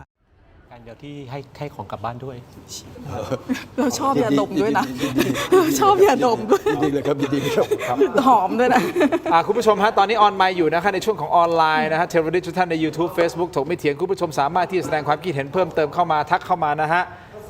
แล้วก็ถ้ามีข้อมูลอะไรอยากจะแบ่งปันกันนะฮะก็ส่งกันเข้ามาได้นะฮะอยู่กับอาจารย์ทั้ง3ท่านวันนี้วิเคราะห์สถานการณ์นะอิหร่านกับสหรัฐอเมริกานะครับซึ่งเราก็จะพยายามวิเคราะห์บนพื้นฐานที่เป็นกลางมากที่สุดเพราะว่าจริงๆแล้วทั้งอิหร่านทั้งสหรัฐเราก็มีความสัมพันธ์ที่ดีกับทั้ง2ประเทศรวมถึงอิสราเอลเขาฟังอยู่เราคุณทินอยู่ใช่ไหม ฟังอยู่ฮะได้ยินหมดฮะ โอเค เขาได้ยินหมด เพราะฉะนั้นสปอนเซอร์ก็เข้ารัวๆเลยครับ โอ้โหอาจารย์อัดขายของให้ผมแล้ว ใช่ ขายรายการให้ผมแล้วขอบคุณาก รายกามร ค นี้ รับ มันครับรายการนี้มันครับ ครับ วิทยากรเด่น ก็ทำไมเราถึงให้ความสำคัญตรงนั้น เพราะว่ามันกระทบกับทั่วโลกเนาะอาจารย์ กระทบครับ แล้ว กระทบ แล้วมันกระทบกับประเทศไทยด้วย ๆแต่จริงๆคนส่วนใหญ่ก็มองว่าอะไรนะเป็นเรื่องไกลตัว แต่มันไม่มันเป็นไกลตัวแต่ที่มันกระทบมาใกล้ตัวมาก ใช่ พื้นที่อาจจะไกลแต่ ใช่ พื้นที่อาจจะไกลแต่ผลที่สัมพันธ์อะเยอะมาก เพราะอะไร เพราะว่าสุดท้ายเนี่ยถ้าเราติดตามสถานการณ์อย่างใกล้ชิด เราจะรู้ว่าเราควรจะต้องบริหารจัดการอย่างไร โดยเฉพาะ SME นะครับผู้ประกอบการ ใช่ ต่างๆ เราต้องวางตัวเราต้องวางแผนนะฮะใช่ไหมฮะค่าสินค้าถ้าสมมติคุณจะต้อง ผู้ส่งออก นำเข้าส่งออก ใช่ มันกระทบหมดเลยนะตอนเนี้ย ค่าเงินไปหมดเลย ค่าเงินด้วยใช่ ค่าเงินด้วย ทองอีกเดี๋ยวพูดเรื่องทองเดี๋ยวให้อาจารย์อ่านวิเคราะห์เรื่องทองนิดนึง นี่ผมไม่ได้พูดเชี่ยวชาญ รู้ไงฮะแต่ว่า แต่ มี พอแชร์ มันมี ได้บ้าง พอแชร์มันมีหลักการอยู่นะครับ เพราะเราเข้าใจว่าถ้าสมมุติเกิดมันมีปัญหาสงครามเนี่ยทองมันจะขึ้น เพราะคนจะกลัวเซฟ แต่รอบ เว่ นี้ น ไม่ ก่อนหน้านี้ ใช่เลยนะแต่ แต่รอบเนี้ย รอบนี้ มัน ไม่ใช่ ตลกนะ เลย มันมีช่วงหนึ่งที่มันขึ้นแล้วช่วงหนึงก็ตกลงมาเอ้าแล้วมันตกลงมาได้ไง แล้วตอนนี้มันเริ่มขึ้นนิดนึงนะตอนนี้เริ่มขึ้นนิดนึงนะฮะ ขึ้น แล้วเดี๋ยวมันจะขึ้นลง ไม่ ต รู้ ก มันจะลง ขึ้นลง ไม่ คุณ รู้ ผู้ชม จะลงอีกหรือเปล่า ถ้าคุณผู้ชมเป็นบุคคลที่ติดดอยอยู่สำหรับทองเนี่ยเพราะอาจจะมีแล้วตอนนั้นมันบาทละ 80,000นะมีคนติดอยู่นะมีคนติดอยู่ ผมเป็นหนึ่งในนั้น อาจารย์ 80,000 เหรอนี่ค่ะ7 เอ้า 9 ยังไงเนี่ย เกิดอะไรขึ้น ใกล้เคียง เอามา ใกล้เคียงกัน อ๋อโอเคนี่อะไรครับเนี่ยโอ้มีลูกเล่นเยอะ ไหว นะ ไหม ราย ลูก การนี้ ไหวไหมลูกมาโอเคมาคุณผู้ชมขออนุญาตนิดเดียวนะฮะแป๊บหนึ่งฮะโอเคเดี๋ยวเราขอเซตอัพตรงนี้นิดนึงให้สวยงาม นี่คือจอเสริมสุดล้ำนะครับ BrainTech Tri Screen นะฮะที่จะทำให้ทุกท่านเนี่ยมีความสุขในการท่องโลกออนไลน์และใช้คอมพิวเตอร์นะครับวางเลยจ้ะลูกมาลูกขอบคุณเลยลูกขอบคุณครับโอเคมาพร้อมครับช่วยกันทำมาหากินนะฮะน้องๆน่ารักมากเลยนะครับผมเนี่ยไม่เคยเจอหน้าเลยเจอครั้งแรกแล้วป่ะน้องเอาเพิ่งมาโอเคขอบคุณครับ ทีมงานเยอะนะ ทีมงานเยอะ เยอะ โอเคอย่างนี้คุณผู้ชมครับคอมเมนต์เข้ามานี่นะฮะอาจารย์ทั้ง3ท่านเห็นได้แต่อาจารย์โก้อาจจะไกลไปนิดนึงไม่เป็นไรได้ ผมเห็นมี FC น้องแว่นด้วย โอเค น้องแว่นคนไหนเนี่ย น้องแว่นคนไหน ตอบคนนี้ได้ คนไหนน้องแว่นพร้อมไหมนับมา 5 4 3 2 กลับมาถกไม่ถึงในช่วงของออนไลน์นะครับคุณผู้ชมครับอยู่กับอาจารย์ทั้ง3ท่านนะฮะอาจารย์โก้อาจารย์วรนัยวณิชกานะครับอาจารย์อัดนะฮะรองศาสตราจารย์ดรอัดพิสารวานิชนะครับท่านเป็นผู้เชี่ยวชาญเศรษฐกิจระหว่างประเทศและอาเซียนนะฮะและรวมถึงผู้ช่วยศาสตราจารย์ดรพรพันธ์โปร่งจิตนะฮะท่านเป็นผู้อำนวยการศูนย์เอเชียแปซิฟิกศึกษามหาวิทยาลัยศรีนครินทร์วิโรจน์นะครับคุณผู้ชมมาพูดคุยประเด็นสหรัฐอเมริกากับอิหร่านนะครับแล้วมันมากระทบไทยอย่างไรแน่นอนแหละพื้นที่มันห่างไกลตัวเราแต่สิ่งที่เกิดขึ้นเนี่ยมันกลับมากระทบเรื่องที่มันใกล้ตัวเรามากๆก็คือราคาน้ำมันอันดับแรกก่อนเลยอันดับแรกที่เราโดนเต็มๆนะตั้งแต่ ราคาน้ำมันก๊าซ โดน ธรรมชาติ โดนหมด วัตถุดิบ และตอนแรกเราเข้าใจว่าเอาละเขาหยุดยิงกันแล้วสบายใจได้ แต่ที่ไหนได้ฮะมีหลายคนเตือนผมเหมือนกันนะครับคุณอย่าไปเชื่อใจอะไรทรัมป์มันแล้วแต่อารมณ์และทรงผมของเขานะครับพออารมณ์ไม่ค่อยดีทรงผมไม่ค่อยได้ก็นี่แหละครับก็รบกันรอบใหม่นะฮะคุณผู้ชมครับเขาบอกว่ามีคนเปรียบเทียบด้วยนะฮะคล้ายๆกับคุณเซนนะฮะไปเดาใจอะไรเขาไม่ได้ จริง กับกัมพูชา จริง ไม่กล้าเดาใจ ไม่กล้าเดาใจ ไม่กล้า นะฮะแต่ที่แน่ๆตอน แต่อารมณ์ไง แต่ที่เดาได้แน่ๆคือว่าเราต้องอยู่บนโลกใบนี้ในรูปแบบนี้ไปอีกพักใหญ่ๆอาจารย์อัดบอกว่าน่าจะต้องดูถึงสิ้นปีเลยด้วยซ้ำแล้วหลังจากสิ้นปีต่อไปจะเกิดอะไรขึ้นเลยไม่รู้ ก็เมื่อกี้ที่ถูกเบรกไปก็คือว่าผมคิดว่าสมมุติว่าหลังจากในเดือนนี้เนื่องจากว่าเจ็บกันทั้งคู่สหรัฐก็ทหารก็ตายเพิ่มอิหร่านก็ตายเพิ่มเพราะนั้นเจ็บทั้งคู่มาคุยกันหน่อยเพราะผมคิดว่าคนกลางเนี่ยตุรกีกับปากีสถานก็พยายามทำงานกันอยู่นะครับนะไอ้ฝั่งที่อาจารย์โก้พูดถึงก็ฝั่งที่อยากจะเจรจาก็มีฝั่งที่ฮาร์ดคอร์ก็มีอยู่เพราะนั้นสมมุติว่าอีก1 เดือนเนี่ยมาคุยกันผมว่าสิ่งที่คุยกันเนี่ยสุดท้ายมันก็กลับมาเหมือนเดิมอีกเพราะว่ามันนึกว่าจะมีความหวังป้าเมื่อเดี๋ยวอาจารย์โก้เสริม 14 ข้อเนี่ยมันเป็นเรื่องของเรื่องฮาร์ดท็อปิกเรื่องเป็นประเด็นอิชชูใหญ่มากอะไม่ต้องไปประเด็นอื่นอีก13ข้อเอาประเด็นฮอร์มุสเนี่ย แค่ช่องแคบฮอร์มุสก็ตกลงกันไม่ได้แล้วเพราะว่าอิหร่านก็ตั้งหน่วยงานที่มาดูฮอร์มุสแล้วอิหร่านบอกว่าเฮ้ย ถ้าคุณอยากจะ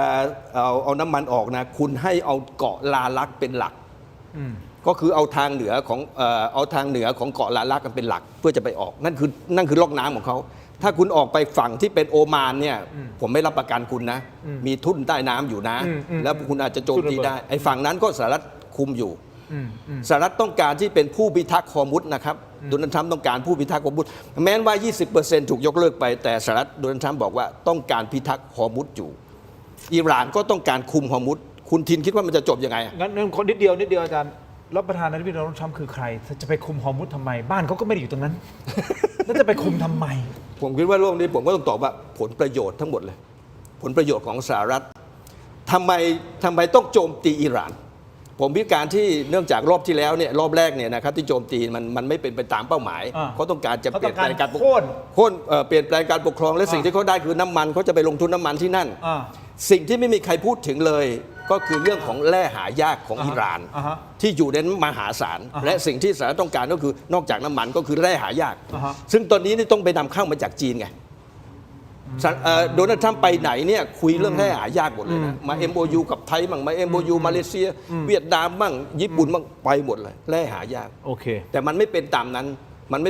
นอย่างน้อยที่สุดก็แต่ว่าอิหร่านเขาก็ไม่ยอมไงก็ต้องสู้กันก็พื้นที่ตรงนี้มันดูเหมือนไม่มีทางจบนะอาจารย์โก้จะเสริมอะไรนิดนึงครับเหมือนอาจารย์โก้จะพูดเมื่อกี้เดี๋ยวจะไปที่อาจารย์ผมมี3ประเด็นได้เลยอาจารย์เราไม่ต้องเบรกโฆษณานี่คือช่วงออนไลน์อาจารย์จัดเต็มเดี๋ยวให้อาจารย์พรพันธ์เสริมจัดเต็มเช่นเดียวกันมานั่งเกรงมาตั้งนานประเด็นแรกนะครับเอาเรื่องสงครามจะจบหรือไม่จบยังไงเราต้องเข้าใจทฤษฎีของสงครามก่อนสงครามมันจะเกิดขึ้นต่อเมื่อ2ประเทศนั้นมีความเชื่อว่าตนสามารถชนะสงครามได้นะครับชนะสงครามไม่ได้หมายความแต่เพียงว่าชนะในสนามรบแต่มันหมายความว่าชนะในสนามการเมืองนั่นก็คือทำให้อีกฝ่ายหนึ่งนั้นยอมแพ้ไปนี่คือวิธีที่เวียดนามเอาชนะสหรัฐนี่คือวิธีที่อัฟกานิสถานเอาชนะสหภาพโซเวียตยูเนียนนะครับเพราะฉะนั้นมันจะจบลงต่อเมื่อฝ่ายใดฝ่ายหนึ่งรู้สึกเจ็บจนไม่ไหวแล้วเจ็บจนต้องยอมแล้วนะครับเพราะฉะนั้นรอบแรกยังเจ็บกันไม่พอรอบนี้ทั้งสองฝั่งต้องพยายามทำความเจ็บปวดให้มากขึ้นสำหรับสหรัฐแล้วยิงเข้าไปโครงสร้างพื้นฐานยังไม่พอใช่ไหมยิงเข้าไปไอ้เทือกเขาพิสคัสเนี่ยถ้ามีศูนย์นิวเคลียร์ในนั้นจนกระทั่งอิหร่านนั้นเจ็บจนไม่ไหวแล้วต้องยอมแพ้นั่นคือชัยชนะในทางกลับกันอิหร่านก็จะต้องยิงทำลายฐานทัพสหรัฐยิงเรือที่พยายามจะผ่านช่องแคบยิงให้หมดจนกระทั่ง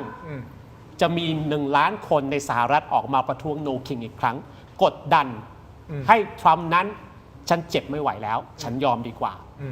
ต้องฝั่งใดฝั่งหนึ่งไม่ไหวแล้วก็คือเจ็บจนไม่ไหวแล้วเจ็บจนไม่ไหวแล้วทีนี้มันจะหาที่ตกลงกันยากก็เพราะว่าเท่าที่อ่านเท่าที่ดูเท่าที่ฟังเท่าที่วิเคราะห์สิ่งที่ทางกองทัพอิหร่านต้องการมากที่สุดนั่นก็คือการควบคุมช่องแคบและเก็บค่าทางผ่านเพราะเขาถือว่านี่คือการเอาเงินมาชดใช้สิ่งที่เขาเสียหายไปแต่สิ่งนี้ไม่มีวันเกิดขึ้นเพราะอะไรครับเพราะถ้ามันเกิดขึ้นนี่คุณพลิกกระดานโลกที่เราอยู่ไปนี้เมื่อกี้คุณถามว่าทรัมป์มีสิทธิ์อะไรไปป้วนเปี้ยนที่ช่องแคบของแค่ถามเฉยๆไงผมจะอธิบายให้ฟังว่ามีสิทธิ์อะไรคือโลกเสรีใบนี้ของเรานะครับเริ่มต้นสร้างขึ้นมาจากประเทศอังกฤษสมัยล่าอาณานิคม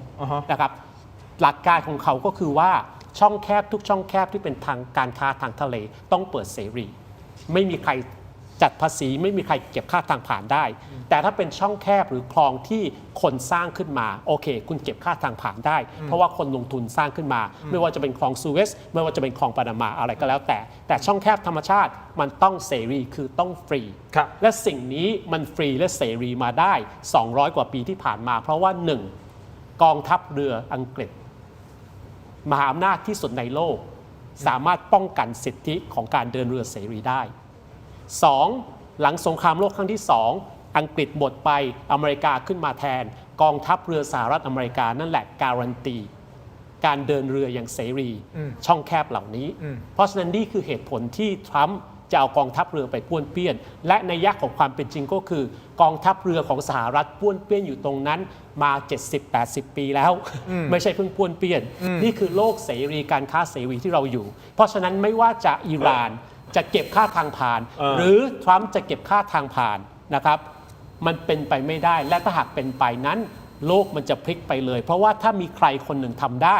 มันคือส่งสัญญาณให้ทำกันหมดไม่ใช่ว่าสิงคโปร์จะมาเก็บช่องแคบมาลักก้านะแต่หมายความว่าถ้าอยากจะเก็บมีความชอบธรรมเพราะว่าจิบรอลตาร์บอสฟอรัสทั่วโลกทีนี้โลกเปลี่ยนไปเลยเพราะฉะนั้นนี่แหละคือหนึ่งในเหตุผลที่จบยากไม่ใช่แค่ปีนี้นะ จบยากมากๆลงยากมากๆนะครับทีนี้นั่นคือประเด็นที่2ประเด็นที่3มันจะกระทบประเทศไทยยังไงณตอนนี้เรายังไม่รู้สึกเท่าไหร่นะครับเพราะว่าสงครามเกิดขึ้นครั้งแรกเนี่ยเราทั้งโลกนี้ไม่มีใครคาดถึงตลาดมันแพนิคน้ำมันราคาก็เลยพุ่งทุกคนตื่นตระหนกหมดทองแต่ครั้งนี้ตลาดไม่แพนิคมาถึงตอนนี้รอบนี้นะรอบนี้มันขึ้นแต่มันยังไม่ขึ้นพรวดเหมือนรอบที่แล้วมันยังไม่แพนิคแต่ทีนี้มันไม่ได้หมายความว่ามันจะไม่ขึ้นพรวดพลาดถ้ามันเป็นอย่างนี้อย่างต่อเนื่องนะครับไปเรื่อยๆเพราะฉะนั้นมันกระทบราคาน้ำมันราคาทองราคาทุกสิ่งทุกอย่างแน่นอนและที่สำคัญนะครับอันนี้ก็ขอวกมาที่ประเทศไทยหน่อยการที่ราคาพลังงานมันจะขึ้นเนี่ยมันจะมี2ปัจจัยปัจจัยแรกก็คือปัจจัยกลไกทางตลาดมันขึ้นโดยธรรมชาติตามกลไกของมันแล้วปัจจัยที่2ก็คือกลไกของสันดานผมจะอธิบายให้ฟังเดี๋ยวกลไกของสันดานเดี๋ยวกันนะผมจะอธิบายให้ฟังกลไกของสันดานนะกลไกสันดานผมจะอธิบายให้ฟังโอเคที่เกาหลีใต้ 2-3 อาทิตย์ที่แล้วอัยการสูงสุดเขาดำเนินคดี4โรงกลั่นในเกาหลีใต้ใช่ข่าวใหญ่ข้อหาที่หัวกันปั่นราคาน้ำมันในช่วงวิกฤตสงครามวิกฤตน้ำมันครั้งแรกนะครับเพราะฉะนั้นผมพอที่จะฟันธงได้ว่าวิกฤตครั้งนี้ราคาพลังงานในเกาหลีใต้จะขึ้นโดยกลไกตลาดแต่คงจะไม่ขึ้นโดยสันดาน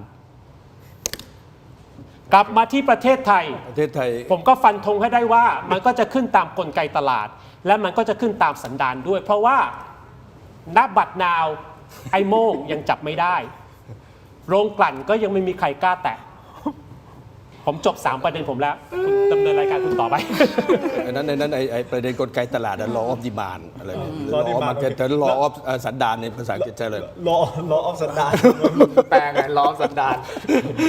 อันนี้อาจารย์กี่เปอร์เซ็นต์ล่ะกฎของสันดานนะฮะกับกฎของตลาดเนี่ยมันกี่เปอร์เซ็นต์นั่นหรอโอ้ยผมเก็บเรื่องนี้ไว้ทุกช่วงออนไลน์นะช่วงที่อย่าจะแรงเกินไปอย่างนี้เดี๋ยวก่อนนะของเกาหลีใต้เขาเสียหายเท่าไหร่นะไอ้4โรงกลั่นที่โดนอัยการของเกาหลีใต้เขา 5.6 แสนล้านบาทที่สร้างความเสียหายให้กับประเทศเขาอะนะ 5.6 แสนล้านอาจารย์ 560,000 ล้านบาทแล้วเขาเอาจริงใช่ไหมอัยการของเกาหลีใต้เขาเอาจริงใช่ไหม4 บริษัทเนี่ยเมื่อวานนี้ตำรวจเกาหลีใต้ก็ปลุกกกต.เกาหลีใต้จับเรื่องโกงเลือกตั้งอาจจะไม่เกี่ยวกับเรื่องน้ำมันนะแต่แค่ยกตัวอย่างโอเคกลไกแห่งสันดานกลไกแห่งสันดาน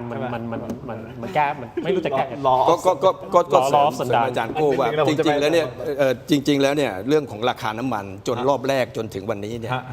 ที่เราต้องใช้น้ำมันแพงๆเนี่ยโครงสร้างราคายังไม่เปลี่ยนมีท่านผู้มีเกียรติทั้งหลายที่บริหารประเทศเนี่ยก็บอกเดี๋ยวเข้ามาแล้วก็ดูคึกคักในช่วงแรกหลังจากนั้นเนี่ยผมก็ตามมาตลอดว่าสุดท้ายแล้วก็ยังเหมือนเดิมก็คือโครงสร้างราคาที่เราถูกกันยังไม่ได้ก็เหมือนเดิมเรายังใช้ราคาน้ำมันแพงอยู่ช่วงก่อนที่จะช่วง MOU เนี่ยราคาน้ำมันมันลดลงราคาน้ำมันลดลงราคาโลกน้ำมันโลกลดลงราคาในบ้านเราช้ามากกว่าจะลดแต่เวลาช่วงที่ขึ้นปุ๊บเลยผมว่าโครงสร้างมันยังเหมือนเดิมเพราะนั้นสรุปก็คือว่าไม่ว่าจะเป็นน้ำมันลดในตลาดโลกหรือตั้งเร็วนะขึ้นเร็วนะครับก็เราก็เจ็บปวดเหมือนเดิมเพราะว่าโครงสร้างยังแพงอยู่ยังไม่ได้เป็นที่ตามกลไกตลาดจริงๆอ่ะมันถึงเวลาหรือยังที่ท่านขิงท่านเอกนัทพร้อมพันธ์รัฐมนตรีว่าการกระทรวงพลังงานจะให้เกียรติรายการถกไม่เถียงหน่อยผมคิดว่าตอนแรกท่านก็คึกคักนะแต่ทำไปทำมาก็ดูก่อนหน้านี้ท่านสุดซอยใช่ไหมหลายเรื่องอุตสาหกรรมตอนนี้พอมาดูพลังงานท่านก็บอกจะสุดถังไงท่านเอกนัทก็เหมือนเดิมทุกอย่างเหมือนเดิมทุกอย่างเหมือนเดิมก็อาจารย์มอนปันเอามองในส่วนของประเทศไทยก่อนแล้วกันค่ะเราใช้ความที่เป็นประเทศไทยก่อนนะคะว่าเราเป็นพันธมิตรทั้งสหรัฐอเมริกาแล้วก็อิหร่านเพราะในภาวะแบบนี้ค่ะเราสามารถที่จะใช้บทบาทของเราในการที่จะ จัดการในประเทศในลักษณะของการที่เราเป็นทั้งมิตรของอิหร่านเป็นทั้งมิตรของสหรัฐอเมริกาเนี่ยเราสามารถที่จะบาลานซ์ได้ในเรื่องของโอเคน้ำมันราคาแพงยังไงคือการขาดแคลนน้ำมันหรืออะไรก็ตามที่เรากังวลกันมาก่อนหน้านี้นะคะแล้วอิหร่านก็เคยประกาศว่าให้ประเทศไทยผ่านได้ มีปล่อยผ่านได้ เรื่องมา เพราะฉะนั้นตรงจุดเนี้ยค่ะเราถือว่าดิฉันมองว่าเป็นจุดที่สำคัญในลักษณะของการที่เราเป็นพันธมิตรกับทั้งสองฝ่ายนะคะอันนี้คือเรื่องที่ประเด็นที่สำคัญที่เราต้องมองตัวเราในด้านนี้ก่อนนะคะพอในส่วนของอิหร่านเองนะคะหลังจากที่เราดูแล้วเนี่ยเราก็จะเห็นว่ามีความพยายามทั้งของรัฐบาลหลายๆรัฐบาลไทยนั่นแหละนะคะที่พยายามที่จะบาลานซ์นะคะบาลานซ์ในการที่จะเจรจากับอิหร่านก็ตามหรือกับสหรัฐอเมริกาก็ตามในกรณีนี้นะคะในสงครามครั้งนี้แล้วเราก็เห็นว่ามันก็มีทั้งส่วนที่ดูว่าประสบความสำเร็จด้วยนะคะแต่ในขณะเดียวกันถ้าเราย้อนกลับไปนะคะขอย้อนกลับไปนอกประเทศไทยและออกไปในสู่พื้นที่สมรภูมิของสงครามเนี่ยนะคะสิ่งหนึ่งที่หลายๆคนอาจจะลืมนึกไปนะคะว่าในช่วงก่อนนี้นะคะที่เมื่อกี้อาจารย์โก้พูดถึงเหมือนกันนะคะว่าสหรัฐอเมริกาเข้าไปป้วนเปี้ยนอยู่70 ปีที่ผ่านมานะคะเราจำได้ตอนสงครามอิรักคูเวตนะคะในช่วงปี 1990-1991 นะคะสิ่งหนึ่งที่หลายๆคนอาจจะลืมไปก็คือว่าตอนนั้นอิหร่านโทษค่ะคูเวตอยู่ในสถานะที่ปกป้องตัวเองได้นะคะส่วนหนึ่งนะคะที่อิรักบุกเนี่ยอิหร่านให้การช่วยเหลือในบางกรณีให้กับคูเวตเพราะฉะนั้นพอในสถานการณ์ในตอนนี้ที่เราเห็นว่าทำไมคูเวตต้องเป็นพื้นที่ฐานทัพสหรัฐอเมริกาทำไมประเทศในภูมิภาคตะวันออกกลางต้องให้สหรัฐอเมริกาเข้าไปช่วยเหลือหรือเข้าไปตั้งฐานทัพเพราะว่าหลายๆประเทศอยู่ในภาวะที่ไม่สามารถที่จะปกป้องตัวเองได้อย่างเต็มรูปแบบเพราะฉะนั้นก็จำเป็นที่ต้องให้สหรัฐอเมริกาเข้าไปเกี่ยวข้องในพื้นที่ของตัวเองอย่างกรณีคูเวตก็ตามบาห์เรนก็ตามที่ถูกโจมตีอย่างหนักในตอนนี้ก็จะเห็นว่าเขามีภูมิหลังทางประวัติศาสตร์ที่เราไม่ได้พูดถึงกันไปแล้วก็คนอิหร่านก็ยังจดจำในเรื่องนี้อยู่นะคะอย่างเช่นเมื่อกี้นี้พูดยกตัวอย่างสงคราม 1990-1991 เนี่ยนะคะก็จะมีเหตุการณ์แบบนี้แล้วพอในภาวะที่อิหร่านมีความพร้อมในเรื่องของอาวุธก็ตามพร้อมในเรื่องของศักยภาพของกองทัพหรือว่าความเป็นอันหนึ่งอันเดียวกันของประชาชนเนี่ยมันทำให้อิหร่านรู้สึกว่าความกังวลใจภายในประเทศเนี่ยเขาแทบจะไม่กังวลใจแล้วล่ะนะคะเพราะฉะนั้นมันก็เป็นโอกาสที่เขาจะมองว่าเป็นวิธีการที่แสดงบทบาทของตัวเองอย่างเต็มที่อย่างเต็มภาคภูมิขึ้นมาในฐานะของการปกป้องประเทศหรือว่าบทบาทของการเป็นผู้นำในภูมิภาคตะวันออกกลางเขาอยากจะขึ้นเป็นผู้นำในภูมิภาคนี้ถามว่าอยากไหมก็ไม่สามารถที่จะตอบแทนคนอิหร่านได้แต่ในขณะเดียวกันต้องมองว่าอิหร่านเขาก็รู้สึกว่าเขาก็เป็นผู้นำมีพันธมิตรหลาย ๆ ประเทศที่ทั้งหลายกลุ่มและหลายประเทศที่อยู่ในภูมิภาคตะวันออกกลางเพราะฉะนั้นการจะเป็นผู้นำหรือเปล่าเนี่ยไม่ใช่เป็นจุดที่สำคัญแต่การที่เขาสามารถอยู่ในภูมิภาคตะวันออกกลางแบบเท่าเทียมกับคนอื่นเป็นสิ่งที่สำคัญมากกว่านิดนึงผมขอถามนิดนึงว่าเท่ากับว่าอิหร่านเขารู้สึกน้อยใจกับประเทศเพื่อนบ้านบ้างไหมฮะว่าทำไมให้สหรัฐเข้ามามีบทบาทเยอะเหลือเกินทั้งที่เขาน่าจะจับกลุ่มกันแล้วก็บอกเฮ้ยเราก็ดูแลกันซึ่งกันและกันได้น้อยใจก็คงถ้าเราใช้ภาษาของเรากันเองเนี่ยก็คงจะมีแต่ว่าความรู้สึกเป็นอันหนึ่งอันเดียวกันที่เขามีจุดร่วมกันของคนในภูมิภาคหรือว่าในเรื่องของความเชื่อหรืออะไรก็ตามเนี่ยมันทำให้อิหร่านเราเห็นว่าอิหร่านเอาสิ่งนี้มาเป็นสิ่งที่อธิบายประเทศต่างๆในภูมิภาคว่าทำไมคุณไม่ทำแบบนี้ทำไมคุณไม่เป็นแบบนี้เพราะฉะนั้นเราก็ถามเพราะฉะนั้นคุณทีนถามว่าน้อยใจไหมก็อาจจะใช้คำว่าน้อยใจได้แต่ว่าเขาคงไม่น้อยใจเพราะเขาก็รู้สึกว่าเขาก็เป็นหนึ่งเหมือนกันเพราะฉะนั้นถามแต่ว่ามีความรู้สึกที่ทำไมมีคำถามกับประเทศในภูมิภาคว่าหนึ่งปกป้องตัวเองไม่ได้หรือว่าไม่สามารถจะปกป้องตัวเองได้เนี่ยยังไม่เท่ากับความที่ทำไมไม่ไว้เนื้อเชื่อใจคนที่อยู่ในภูมิภาคเดียวกันเพราะว่ามีประโยคนึงที่อาจารย์พูดแล้วผมสนใจนิดนึงนะฮะก็คือช่วงที่อิรักกับคูเวตมีปัญหากันถูกต้องไหมครับอิหร่านให้ความช่วยเหลือคูเวตถูกต้องไหมครับใช่ครับเพราะว่าในตอนนั้นอิรักบุกคูเวตแบบจู่โจมทันทีงั้นอิหร่านให้ความช่วยเหลือคูเวตถ้าเป็นผมให้ความช่วยเหลือคุณอยู่ดีๆสหรัฐอเมริกาเข้ามาแต่เราก็ต้องเข้าใจว่าคูเวตเขาอยู่ในสถานะที่ไม่สามารถจะปกป้องตัวเองได้เขาก็ต้องรู้สึกเขาก็ต้องรู้สึกว่าในภาวะที่เกิดปัญหาหรืออะไรก็ตามเนี่ยความช่วยเหลือในฐานะประเทศเพื่อนบ้านเนี่ยมีต่อกันแต่ว่าพอถึงเวลาแล้วรู้สึก กลายเป็นอีกฝ่ายหนึ่ง นั่ ก็ นไง อาจจะมีความกังวลใจตรงส่วนนี้บ้าง และมีประเด็นหนึ่งคุณผู้ชมขอเนี่ยไปต่อเลยนะครับ เดี๋ยวจะเรียนเชิญทั้ง 3 ท่านช่วยกันวิเคราะห์นิดหนึ่งนะครับอิหร่านเขาบอกมีเทคโนโลยีสูงล้ำก็คือล่าสุดไปสอยโดรน MQ9 Reaper ซึ่งเป็นโดรนสุดล้ำของสหรัฐอเมริกานะเขาบอกว่าสอยล่วงไปถึง 30 ลำมูลค่าความเสียหายเขาบอกว่ากว่า$1,000,000,000สหรัฐนะก็ประมาณสัก 30,000 กว่าล้านบาทนะครับคุณผู้ชมจนสหรัฐเองเขาก็ระแวงบอกว่าเฮ้ยคุณมีเทคโนโลยีขนาดเนี้ยหรือว่าจีนกับรัสเซียอยู่เบื้องหลังเทคโนโลยีให้กับอิหร่านหรือเปล่านี่คือตั้งข้อสังเกตนะคุณผู้ชมเขาก็เลยอยากจะสอบถามเพิ่มเติมไม่แน่ใจว่าอาจารย์พรพันธ์เองอาจารย์โก้มีความคิดเห็นอย่างไรในประเด็นนี้ที่ว่าท้ายสุดเนี่ยอาจจะมีการให้ความช่วยเหลือกันจากจีนเองก็ดี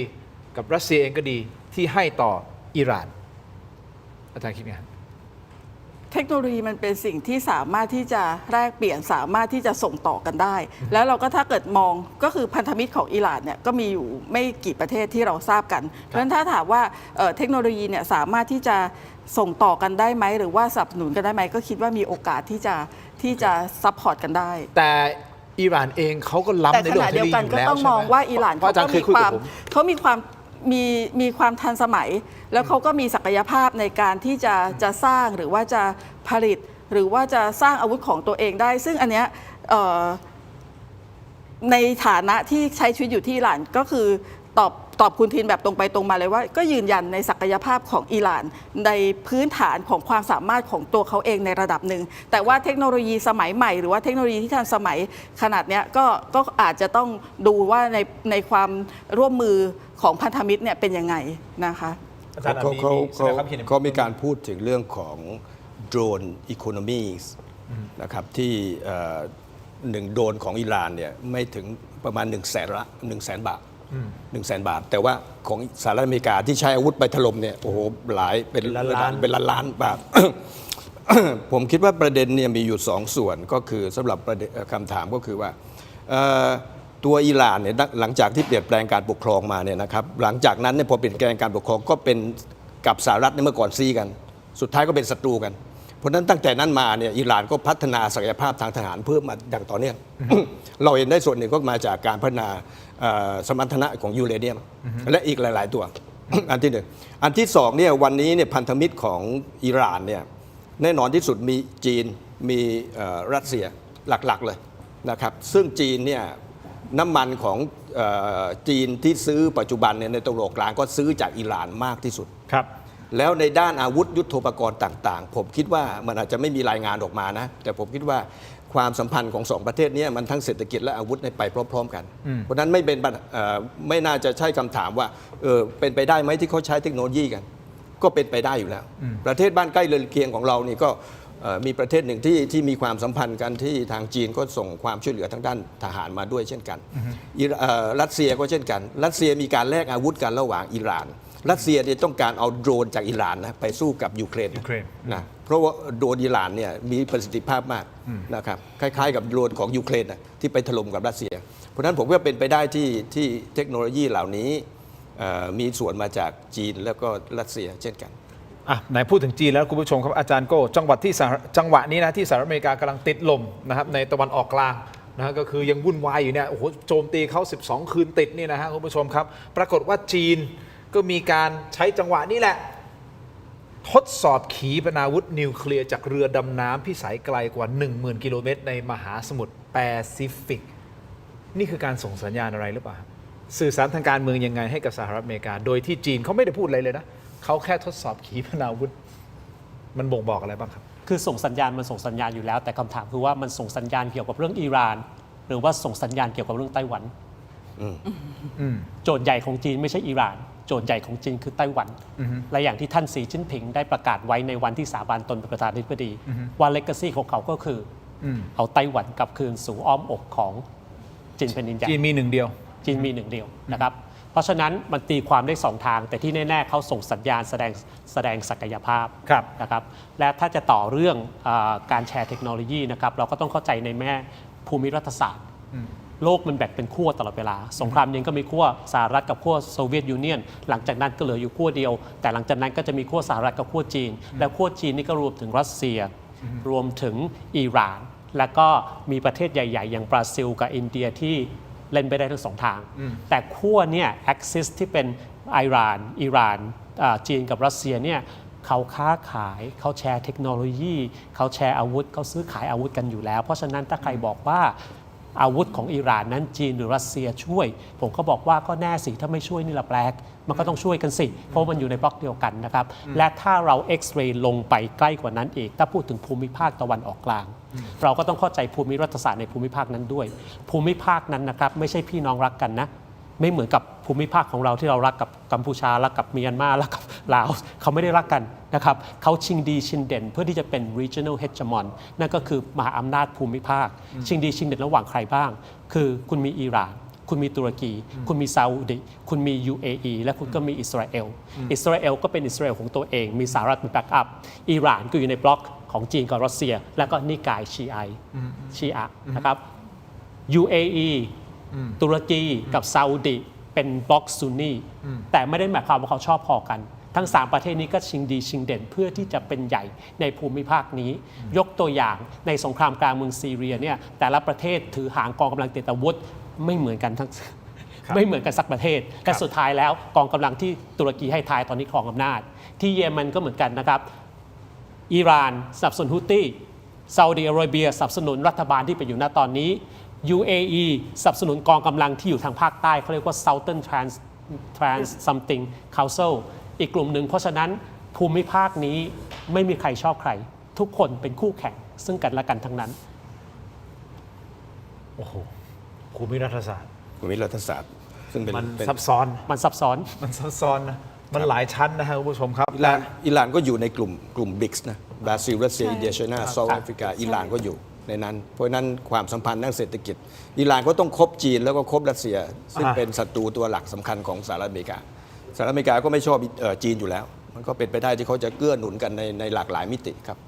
อย่างนี้ฮะคำถามเป็นคำถามหนึ่งคิดว่าช่องแคบฮอร์มุส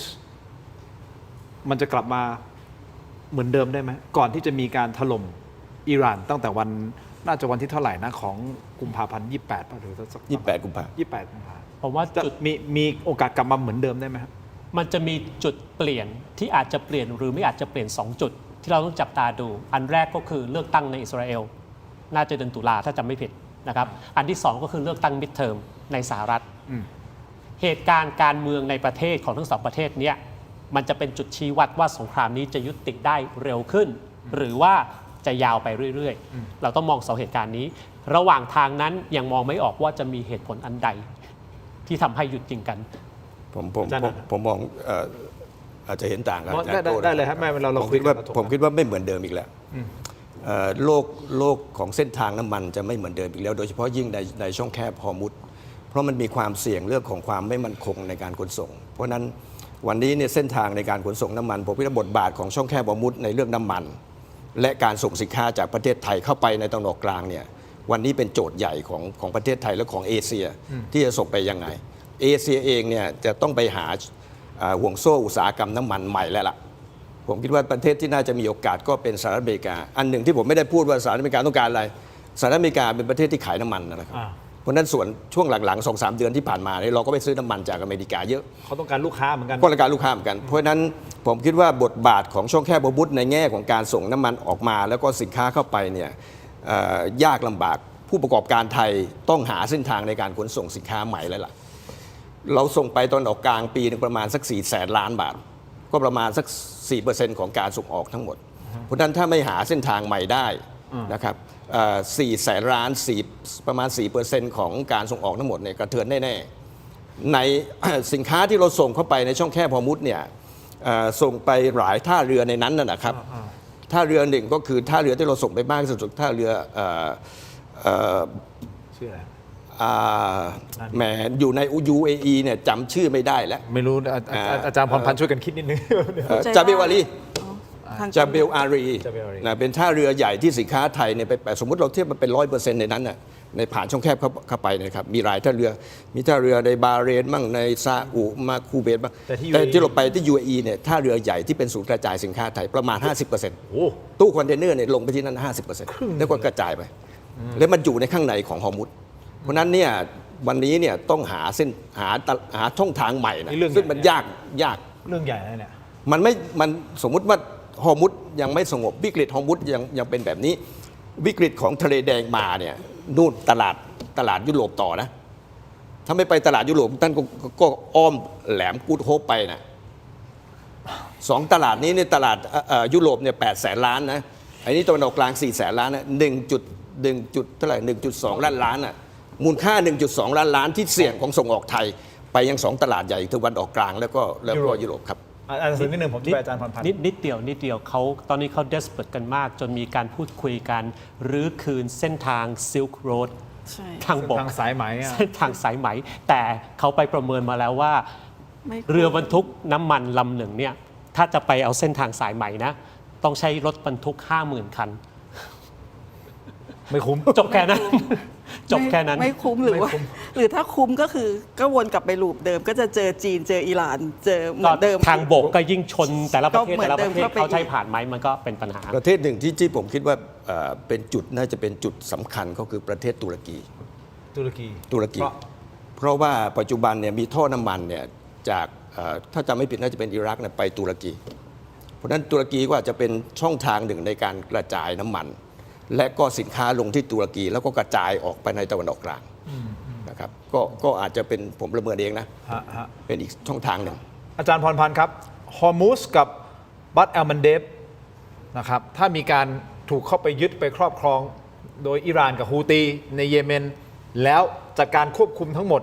ทะเลแดงมันจะเกิดอะไรขึ้นให้คงจบ ถ้าเขาควบคุมได้หมดเลย ก็คือ จบหมายความว่าคือโลกนี้คือ คงต้องพิจารณากันขนาดใหญ่เลยค่ะ เพราะว่าในภาวะที่บอกว่าจบในที่นี้ก็คือว่า1นะคะประเทศยุโรปก็ตามหรือประเทศที่ไม่ได้อยู่ฝ่ายเดียวกับอิหร่านก็ตามเนี่ยจะต้องมีปัญหาแน่ๆในกรณีนี้นะคะขณะเดียวกันไม่ว่าจะซาอุดีก็ตามหรือว่าประเทศในภูมิภาค ซึ่งในตอนนี้เขาก็มีปัญหากับถ้าเกิดเรามองของซาอุดีก็จะมีปัญหากับฮูตีอยู่นะคะรวมทั้งก็จะขยับมาในแถบแอฟริกา ซึ่งก็จะเริ่มกลับเข้ามามีบทบาทตรงนี้ขึ้นมาอีกครั้งหนึ่งเพราะฉะนั้นมันก็จะกลายเป็นว่าพื้นที่แทนที่มันจะแก้ปัญหามันกลับกลายเป็นว่ายิ่งขยายมากขึ้น แล้วขอย้อนกลับไปที่เมื่อกี้ที่อาจารย์โก้พูดถึงช่องแคบฮอร์มุซนะคะแล้วก็กรณีนะเห็นด้วยกับทั้งสองท่านแล้วก็ไม่เห็นด้วยกับทั้งสองท่านนะคะกรณีที่เห็นด้วย แบบนี้ดี เห็นด้วยกับอาจารย์โก้เห็นด้วยกับอาจารย์อัดแต่ไม่เห็นด้วยกับอาจารย์อัดและไม่เห็นด้วยกับอาจารย์โก้แล้วอาจารย์จะมองทางไหน เห็นด้วยกับอาจารย์โก้ตรงส่วนที่ว่าคือถ้าช่องแคบฮอร์มุซเนี่ยนะคะเกิดมีการจัดการหรือว่าเปลี่ยนแปลงไหมเนี่ยนะคะแน่นอนว่าบริเวณช่องแคบฮอร์มุซต้องหลังจากนี้เนี่ยมันต้องมีการเปลี่ยนแปลงแน่ๆนะคะแต่เปลี่ยนแปลงที่ว่าเนี่ยมันไม่ใช่เป็นการเปลี่ยนแปลงว่าใครจะมีอำนาจเข้าไปจัดการหรือเข้าไปควบคุมได้แต่จะกลายเป็นว่ามันจะเป็นการบาลานซ์หรือว่าจะต้องมีข้อตกลงที่ใครจะควบคุมใครจะจัดการ หรือจะต้องอยู่ในมือของฝ่ายไหน ซึ่งอันเนี้ยมันเป็นความเปลี่ยนแปลงที่น่ากังวล เพราะว่าทุกคนก็จะถือสิทธิ์อันนี้แล้วก็จะกลายเป็นคนที่สามารถจะผูกขาดอำนาจตรงนี้ได้นะคะแต่ส่วนที่ไม่เห็นด้วยก็คือว่าถ้าเรามองในเรื่องของภูมิทัศน์ศาสตร์ก็ตามในมองในเรื่องของกฎหมายระหว่างประเทศก็ตามเนี่ยมันเป็นไปไม่ได้ที่มันจะเกิดลักษณะแบบนี้เกิดขึ้นนะคะเพราะฉะนั้นโดยส่วนตัวเนี่ยเห็นด้วยกับทั้งสองท่านแล้วก็ไม่เห็นด้วยในประเด็นที่พูดถึงนะคะแต่ถ้าเรามองว่าแล้วสิ่งที่มันไม่จบง่ายเพราะอิหร่านเขาก็ยังยึดอยู่ตามความคิดที่ว่าเขาจากเดิมมันไม่เคยมีใครเข้ามาควบคุมซึ่งเราก็ทราบว่าเมื่อก่อนช่องแคบฮอร์มุซเราก็ฟรีในการที่จะเดินเรือผ่านนะคะแต่อยู่ดีๆมาถูกควบคุมไม่ว่าจะทั้งสหรัฐอเมริกาก็ตามหรืออิหร่านก็ตามเนี่ยมันเป็นความเปลี่ยนแปลงที่โลกต้องเผชิญแน่ๆจะด้วยเหตุใดก็ตามนะคะจะเป็นค่าผ่านทางก็ตามหรือจะเป็นการจัดการก็ตามแต่ว่าที่เปลี่ยนแปลงก็คือมันต้องมีคนเข้าไปจัดการมันจะไม่ได้ฟรีอย่างในอดีตที่ผ่านมาแล้วนะคะเรื่องใหญ่ น่ากังวลและแถมถ้ามาฮูตีมาอีกเนี่ยยิ่งคือณตอนนี้เกมนี้อิหร่านต้องระวังนะครับตั้งแต่เริ่มต้นมาจนถึงณปัจจุบันนี้กระแสโลกยังเห็นใจอิหร่านกระแสโลกยังเชียร์อิหร่านแต่ผมเชื่อว่ากระแสเห็นใจอิหร่านเนี่ยถึงเวลาแล้วมันจะสู้กระแสที่หรือไม่ใช่กระแสนะครับความเป็นจริงที่เศรษฐกิจของแต่ละประเทศจะพังเพราะฉะนั้นอิหร่านผลกระทบถ้าสมมุตินะครับฮูติไปปิดช่องแคบบาบอัลมันดับนะครับไอออมุสเนี่ยมันกระทบเอเชียไม่ได้กระทบ ยุโรปเท่าไหร่แต่บาฟอัลเมดามนี่กระทบยุโรปณตอนนี้กลุ่มประเทศยุโรปนาโต้เขาไม่ยุ่งไม่สนไม่เกี่ยวนะครับแต่ถ้าคุณไปกระทบเศรษฐกิจของเขาความเป็นอยู่ของเขาเนี่ยอิหร่านต้องระวังว่ากลุ่มประเทศเหล่านั้นจะกระโดดมาช่วยสหรัฐและอิสราเอลเพราะว่าทุกประเทศท้ายสุดแล้วต้องคำนึงถึงผลประโยชน์ของประเทศตนเองมากที่สุดเรื่องอื่นมาเรื่องรองเพราะฉะนั้นเกมที่อิหร่านเล่นคือเห็นใจนะครับโดนบุกก่อนแต่คุณต้องระวังอย่างมากถ้าคุณเล่นเกินตัวไปเนี่ยคุณเองจะลำบากนี่นะคุณผู้ชมมีคุณเตยนี่ชมรายการอยู่ไม่รู้อ่านถูกหรือเปล่านะครับแต่คุณเตยพิมพ์คำว่า New World Order ถูกต้องระเบียบโลกใหม่ใช่ อันนี้มันสรุปได้ ในสิ่งที่คุณเตยพูดมาเลยนะ New World Order ใช่ไหมอาจารย์ถูกต้องนั่นคือประเด็นหนึ่งมันไม่ใช่เฉพาะพื้นที่ตรงนี้ตรงนี้อาจจะเป็นจุดเริ่มต้นแต่ว่าจุดเริ่มต้นตรงนี้ไปผูกโยงกับจีนไปผูกโยงกับรัสเซียเพราะนั้นเราพูดถึงน้ำมันเราพูดถึงก๊าซเราพูดถึงวัตถุดิบเราพูดถึงเส้นทางในการขนส่งนะครับแต่พวกนี้เนี่ยนะครับโลกมันจะเปลี่ยนเป็น2กลุ่มชัดเจนในอนาคตหลังจากนี้สิ่งที่เราจะต้องติดตามก็คือแล้วก็จะต้องปรับตัวให้ทันก็คือการเอาตัวเราเองเข้าไปห่วงโซ่หรือเข้าไปอยู่ในกลุ่มไหนให้ชัดตอนนี้มันชัดอยู่แล้วแหละนะครับอิหร่านจีนรัสเซียบริกส์กับสหรัฐอเมริกาผมคิดว่าจุดหนึ่งอาจจะเปลี่ยนได้เมื่อประธานาธิบดีสหรัฐเปลี่ยนท่าทีก็จะลดลงก็ได้ในช่องแคบฮอร์มุซในประเด็นของช่องแคบฮอร์มุซเป็นอีกประเด็นหนึ่งแต่ว่าประเด็นของนิวเคลียร์เนี่ยผมก็ยังสงสัยว่าโดนัลด์ทรัมป์จริงๆถ้าเราอยากจะให้เขาจัดการเรื่องนิวเคลียร์เราใช้ข้อตกลงที่เรียกว่า JCPOA Joint Comprehensive Plan of Action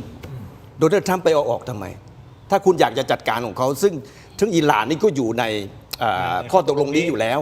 นะครับถ้าคุณอยากจะให้ครบหยุดเรื่องนิวเคลียร์ส่วนฮอร์มุซเนี่ยผมคิดว่าต้องมาคุยกันว่าอิหร่านกลับไปเหมือนเดิมได้ไหมที่ปล่อยให้เรือผ่านปกติแล้วก็ไปแลกกันด้วยการที่จะยกเลิกการคว่ำบาตรเศรษฐกิจเท่าที่จะทำได้ให้มันชัดเจนเป็นรูปธรรม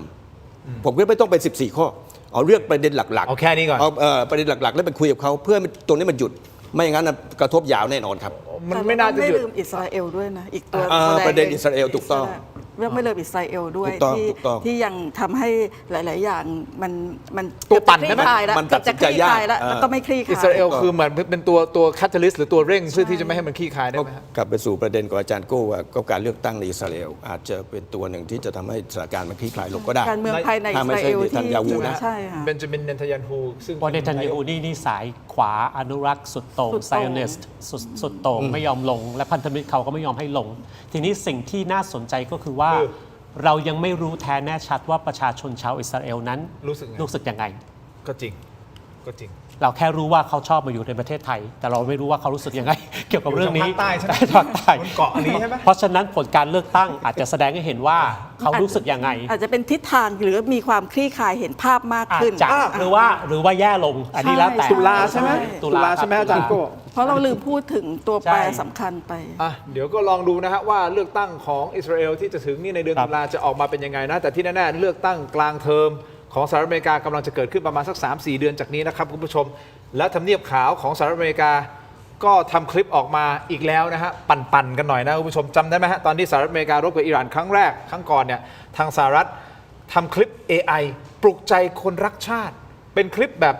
ปั่นนะขำๆโพสต์ลงผ่านบัญชีโซเชียลมีเดียต่างๆของทำเนียบขาวเองเลยนะ The White House เองเลยนะครับในการโจมตีรอบ2ครั้งนี้การรบกันนะฮะทีมงานของผมไปเช็คปรากฏว่าเฮ้ยเขาไม่โพสต์อีกแล้วนะเขียนแคปชั่นนะฮะบอกว่า to me my MAGA patriots ไปดูนะฮะว่าคลิปเขาทำยังไงบ้างดูครับ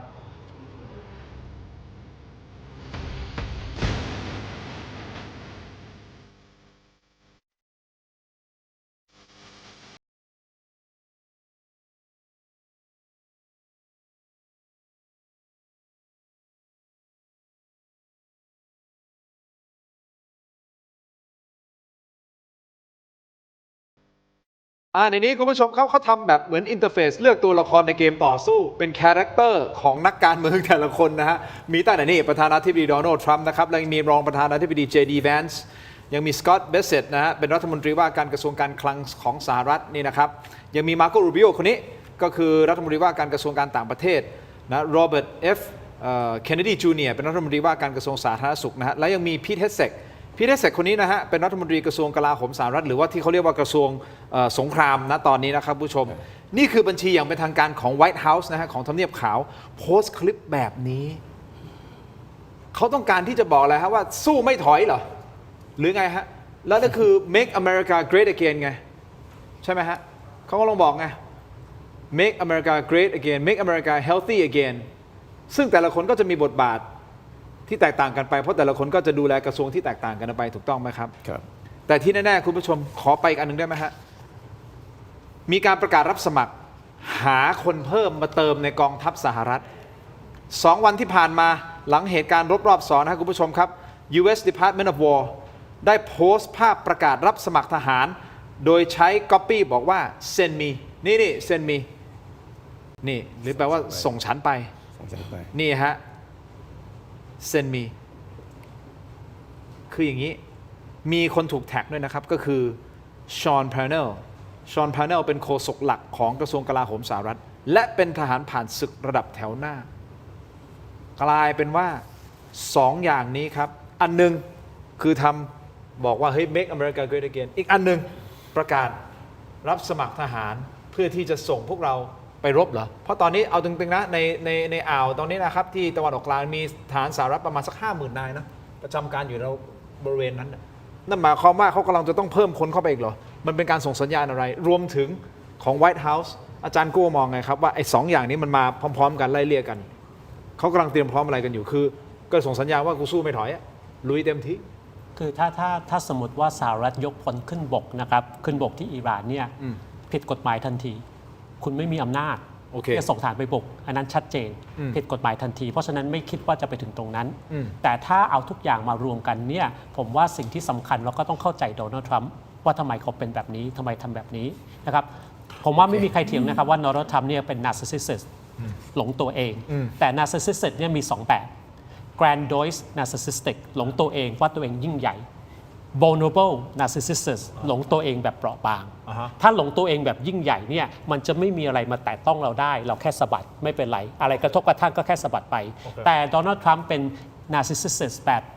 vulnerable เปราะบางอะไรนิดอะไรหน่อยจะทำให้เขามี reaction ที่เวอร์ที่เกินที่เยอะตลอดเวลาและลองลำดับเหตุการณ์ที่ผ่านมาในระยะเวลาอันสั้นนะครับเจรจาหยุดยิงก็ไม่ประสบความสำเร็จหน้าแหกไปหลังจากนั้นมีเรื่องฟีฟ่าโทรไปหาประธานฟีฟ่าใบแดงใบเหลืองคนอเมริกาทั้งประเทศก็ด่านะครับคนอเมริกาทั้งประเทศก็ด่านะครับและอเมริกาไปแพ้เบลเยียมคนอเมริกาในประเทศก็ด่าแพ้เบลเยียมไม่พอขนาดมึงโทรไปประธานฟีฟ่ายังแพ้อีกยิ่งทำให้อเมริกานั้นสหรัฐนั้นอับอายยิ่งขึ้นอีกและหลังจากนั้นยังไม่พอเวทีแชมเปี้ยนบอลโลกนักเตะไม่ยอมจับมือด้วยประธานพยายามจะไล่ออกจากเวทีไม่มีใครต้องการให้อยู่บนเวทีนั้นตอนที่เขาฉลองที่เขายกเขาพยายามดันออกไปไม่มีใครต้องการให้อยู่บนเวทีคุณลองคิดดูคนนี้คือโดนัลด์เจทรัมป์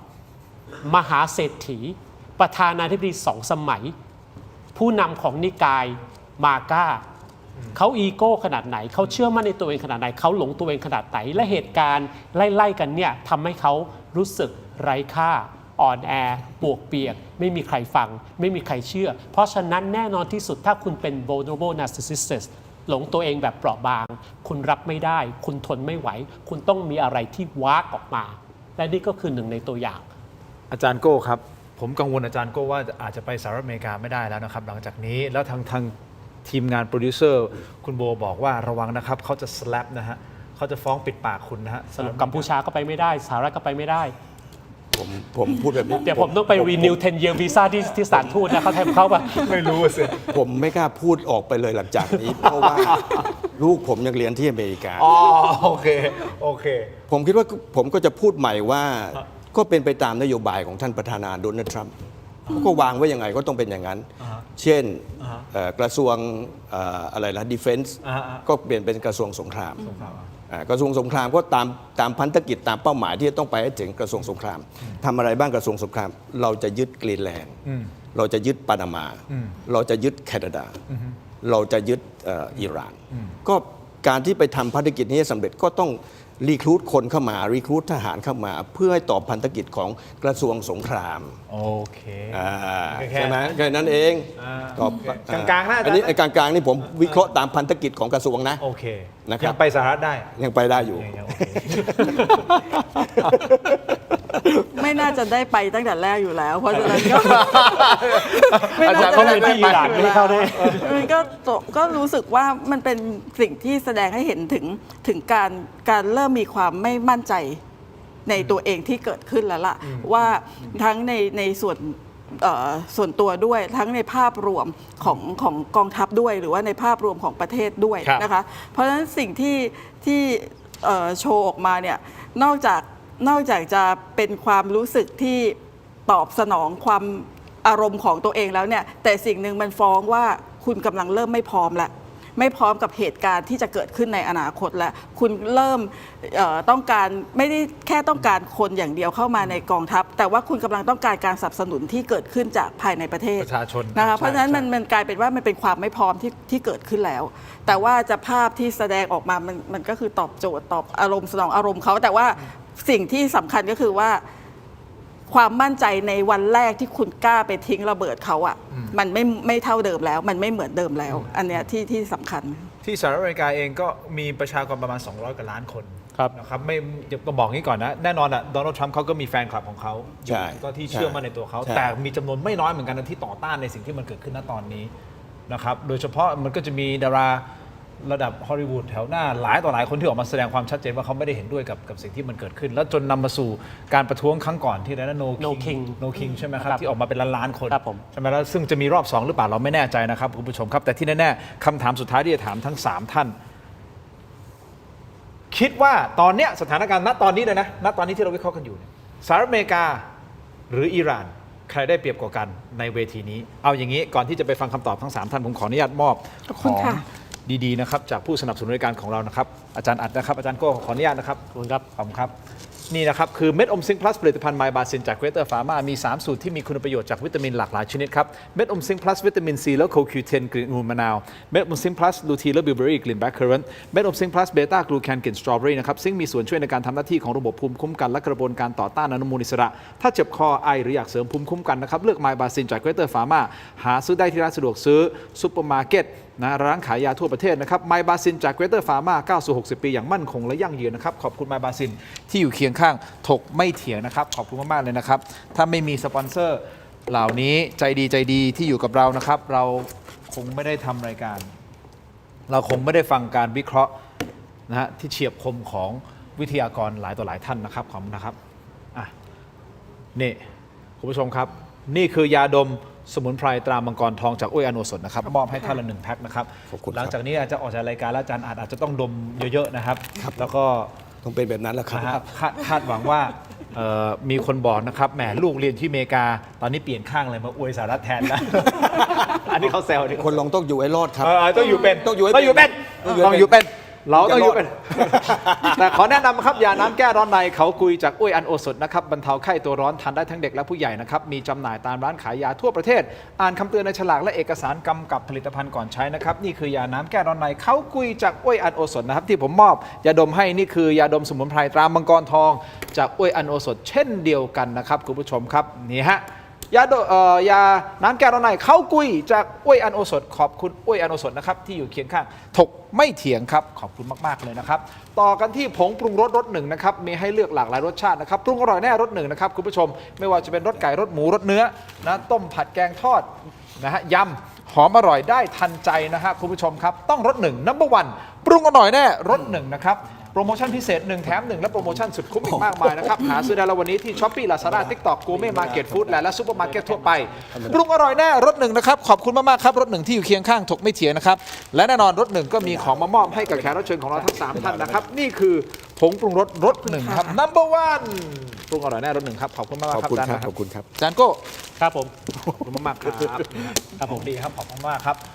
ต่อกันที่เติมความเข้มเต็มรสกาแฟบัดดี้ดีนเอ็กซ์ตร้าเบลนด์นะครับกาแฟดำคั่วสุดเข้มสูตรเข้มข้นหอมอร่อย เข้มสะใจนะครับชงดำก็อร่อยเติมนมก็อร่อยลงตัวนะครับทดลองบัดดี้ดีนเอ็กซ์ตร้าเบลนด์หอมเข้มขมไม่เปรี้ยวในราคาคุ้มค่าเพียง129 บาทนะครับได้มากถึง165 กรัมครับสุดคุ้มขนาดนี้ลองได้แล้ววันนี้ที่ 7-Eleven ทั่วประเทศนะครับบัดดี้ดีนอร่อยเข้มไม่เปรี้ยวเต็มรสกาแฟนะครับเพราะฉะนั้นเดินเข้า7เมื่อไหร่อยากเจอกาแฟแบบเข้มๆนะฮะนี่แหละฮะบัดดี้ดีนครับใน 7-Eleven ทั่วประเทศนะครับมอบให้ท่านละ1 ซองนะครับขอบคุณครับ ขวดเดียวไปหน่อยขวดเดียวไปหน่อยขอบคุณครับอาจารย์นะครับ ขอบคุณค่ะขอบคุณค่ะ ขอบคุณนะครับ ค่ะ อย่างนี้ฮะคุณผู้ชมทราบหรือไม่ขอบคุณนะครับที่ชอบรายการนี้ขอบคุณมากๆเลยนะครับถ้าท่านชอบรายการสามารถที่สมัครเป็นเมมเบอร์กับเราได้ด้วยนะ สนับสนุนอีกช่องทางขายของเต็มที่เลยนะหรือจะดำเนินเข้ามาในรายการก็ได้นะครับคอมเมนต์กันเข้ามาเยอะๆขอบคุณมากๆเลยนะครับที่ชอบรายการนะครับโดยคุณสุชาดาใช่ไหมคุณสุชาดาขอบคุณมากๆนะครับต่อกันที่ห้องน้ำที่ดีนะครับสะท้อนถึงภาพลักษณ์และรสนิยมที่ดีครับแอป Zerano ครับผลิตภัณฑ์ดับกลิ่นโถปัสสาวะชายที่จะเปลี่ยนห้องน้ำของคุณให้หอมสะอาดมีระดับนะครับเหมาะอย่างยิ่งสำหรับโรงแรมร้านอาหารและทุกครัวเรือนมีให้เลือกใช้งานแบบทั้งแผ่นชีทนะฮะแบบแผ่นชีทแบบก้อนและแบบแขวนสำหรับสุภาพสตรีนะครับคุณผู้ชมเรามาสร้างความประทับใจด้วยความสะอาดและกลิ่นหอม เลือกกลิ่นที่ดีกว่าให้กับห้องน้ำของท่านด้วยแอป Zerano นะครับหาซื้อได้แล้ววันนี้ที่ Shopee Lazada TikTok และ thailandpostmart.com นะฮะร้านชื่อว่า Thai Detergent Shop นะครับแอป Zeranoขอบคุณมากๆครับที่อยู่เคียงข้างถกไม่เถียงนะครับมอบให้ท่านละ2 แพ็คเลยนะครับขอบคุณค่ะนี่ฮะอาจารย์พรพันธ์อาจารย์อัดขอบคุณครับขอบคุณครับขอบคุณครับขอบคุณอาจารย์โก้ครับผมอาจารย์เคิร์ขอบคุณมากครับแอป Zerano นะครับสุดท้ายสุดก่อนที่เราจะไปฟังนะครับว่าสุดท้ายในมุมมองของทั้ง3ท่านนะว่าตอนนี้สหรัฐอเมริกาหรือว่าอิหร่านนะครับใครได้เปรียบกว่ากันณตอนนี้นะครับคุณผู้ชมไปพบกับ BrainTech Tri-Screen นี่คือนวัตกรรมใหม่ครับเป็นจอเสริมสุดล้ำที่สามารถทำงานพร้อมกันได้ถึง4 หน้าจอในเวลาเดียวกันนะซึ่งอาจารย์ทั้ง3ท่าน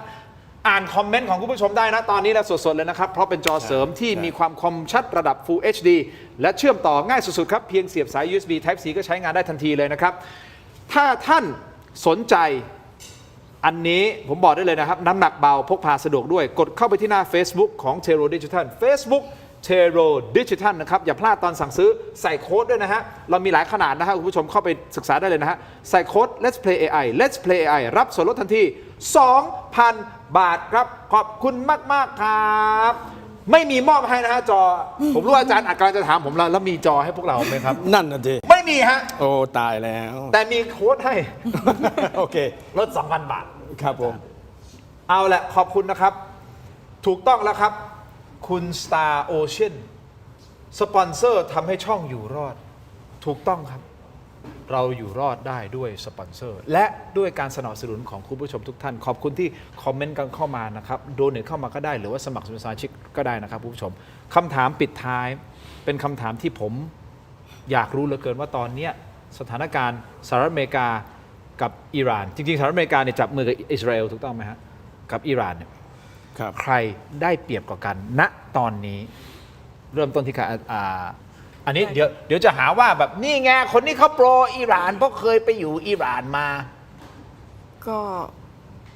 ถามว่าณตอนนี้ก็คืออิหร่านยังได้รับความเห็นใจในฐานะผู้ถูกกระทำอยู่นะคะแต่ก็เห็นด้วยกับอาจารย์โก้นะคะที่บอกว่าถ้าอิหร่านพลิกหรือว่าเปลี่ยนกลยุทธ์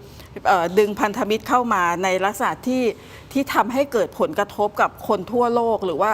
ผลกระทบต่อชีวิตความเป็นอยู่เนี่ยความเห็นใจหรือว่าความชอบธรรมเนี่ยมันจะไม่ได้ถูกรองรับและมันจะกลายเป็นความรู้สึกว่าไม่จบไม่สิ้นไม่สุดสักทีนะคะเพราะฉะนั้นถ้าอิหร่านยังรั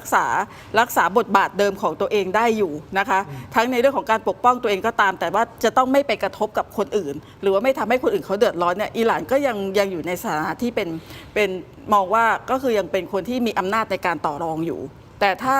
อิหร่านและพันธมิตรนะคะทำอะไร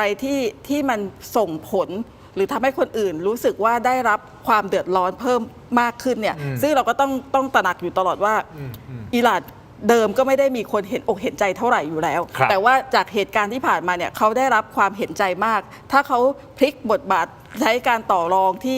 ที่ผิดรูปแบบเนี่ยอิหร่านก็จะกลายเป็นคน